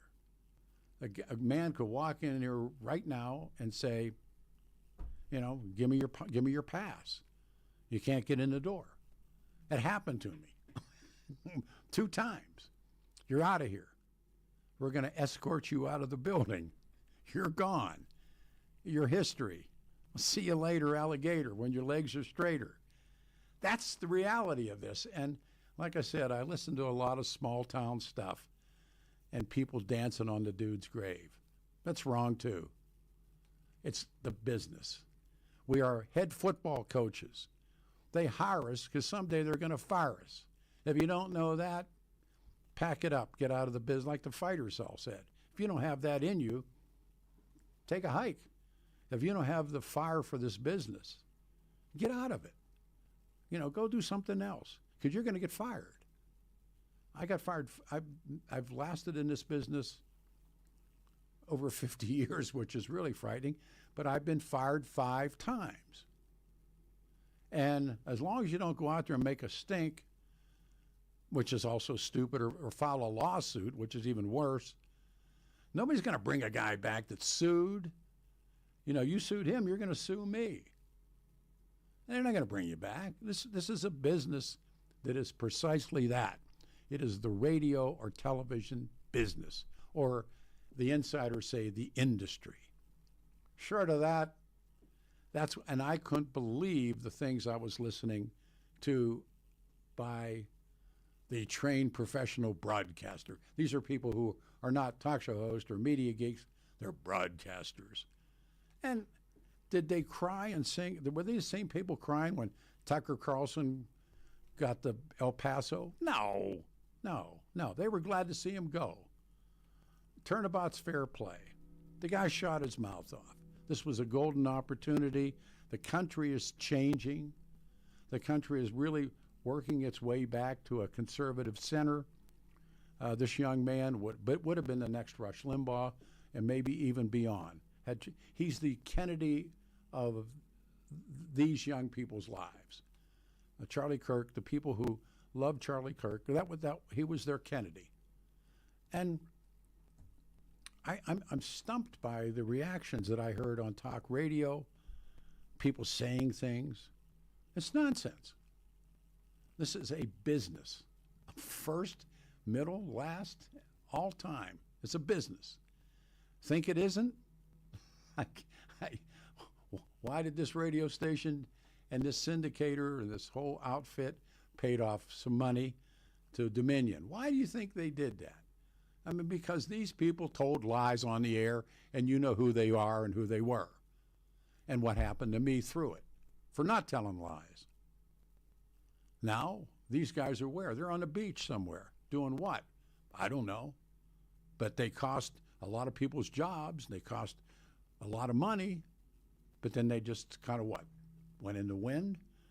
All right, David Ellis Jewelers. You heard me talk about David now for the longest time. He is my friend, and it's to secure an appraisal from David for all the valuables you have tucked away in your home. It's still true. Share the same reason to see David just in case you don't have a Rolex watch, rare coins, or a silver tea set. See David Ellis for all your most meaningful gift-giving occasions. David is my guy. And again, holiday's not that far away. David Ellis Jewelers, the right item, just the right item for just the right price for special people, and that means the most. An antique watch, an emerald pendant, a gold necklace, a diamond ring. Trusted jewelers been buying precious metals and antiques here in Colorado for decades. Dazzling cases filled with hundreds of new and used pieces your loved ones will treasure. See David, visit David, see for yourself. Look for the black awning on the corner of 3rd and Clayton and Cherry Creek. Explore DavidEllisJewelry.com. Call my friend David Ellis, 303-322-8779. 303-322-8779. He's there now, 3rd and Clayton and Cherry Creek, with a black awning on the building. All right, let's take some calls. We go to Grant.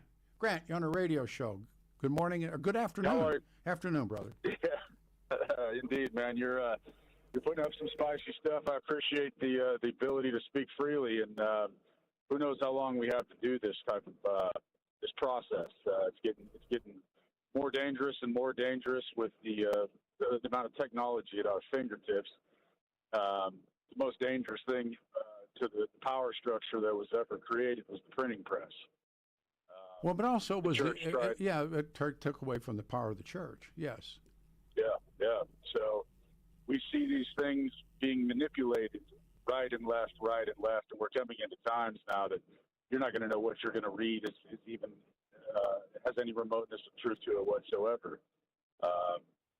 We have these cycles that it seems like we're right back in the times where in Berlin, Germany in 1919. No, I don't. We have the first transgender clinics that were not talked about. That's not well. But hold on, just a second. I think that's not about this First Amendment, or maybe it is, but it isn't about the big arguments that I've been, or at least discussions I've been listening to since the assassination of Charlie Kirk. I mean, there's been some real crazy stuff said on radio shows and television. Oh, yeah. But the internet is the worst of all because it is ungoverned, but it is also, it has to be what it has to be. No, I mean, But you're not talking to people anymore. You're talking to bot farms. Well, but again, and that's what people aren't aware of, is that you think you're arguing with a person and you're not. How about this? I need to break. Can I put you on hold and keep you? Yeah. All right, hold on. We'll put them on hold. All right, 303-696-1971. Good afternoon, everyone. It's 12:39. We are right back after this.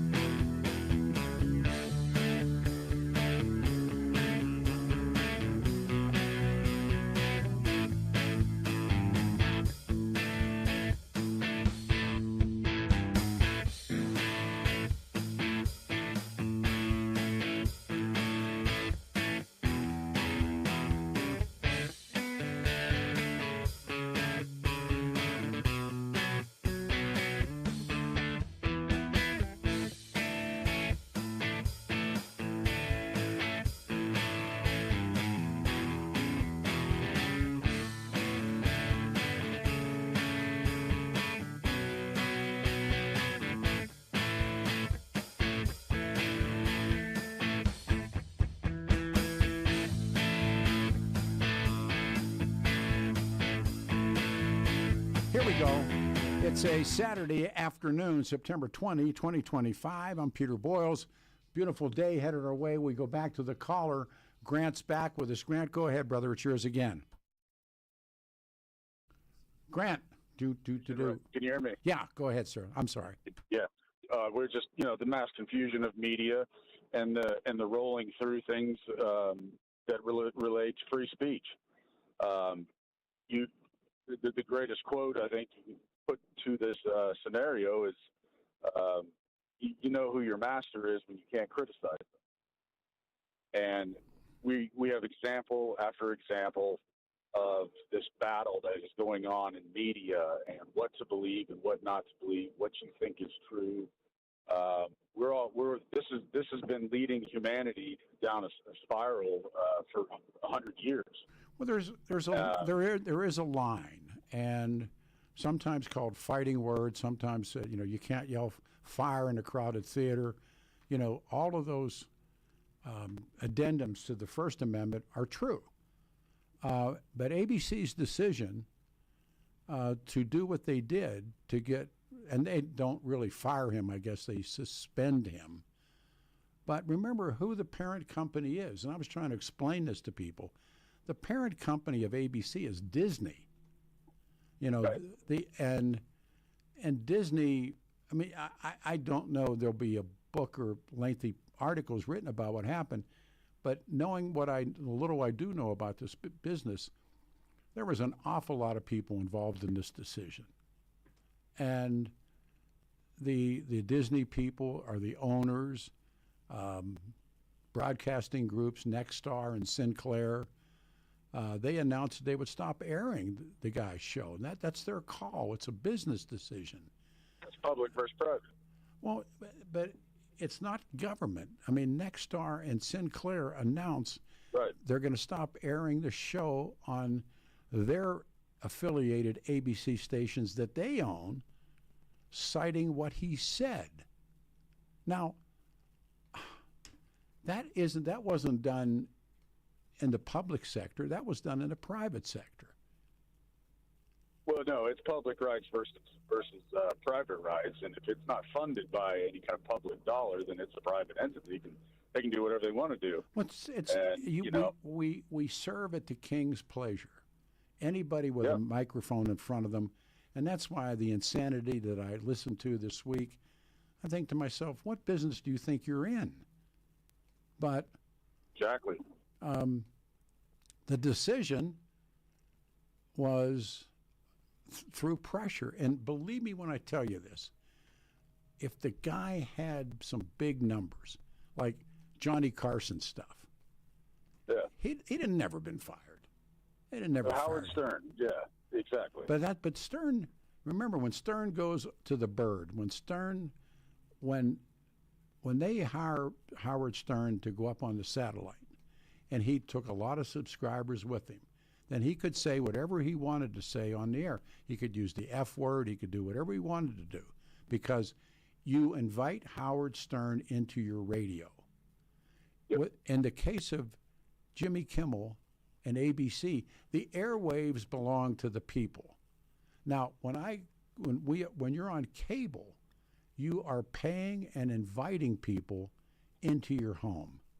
Now I want to grab, some knucklehead radio guy and go, McFly, and try and explain it to them. Like, look, when I first saw HBO and somebody used the F word on HBO, I was stunned. I'm watching television. And then you realize, no, it's a business relationship between you and HBO. And they can, and if you pay for it, but now if somebody would have said that on the nightly news, that's a whole different boogie. Well, it's the hypocrisy of both sides. I mean, it's going to go from one argument to the other argument, and you can pull up an example for every counter argument that there is. No, but this to show somebody how ridiculous they sound. But but that's not what we're talking about.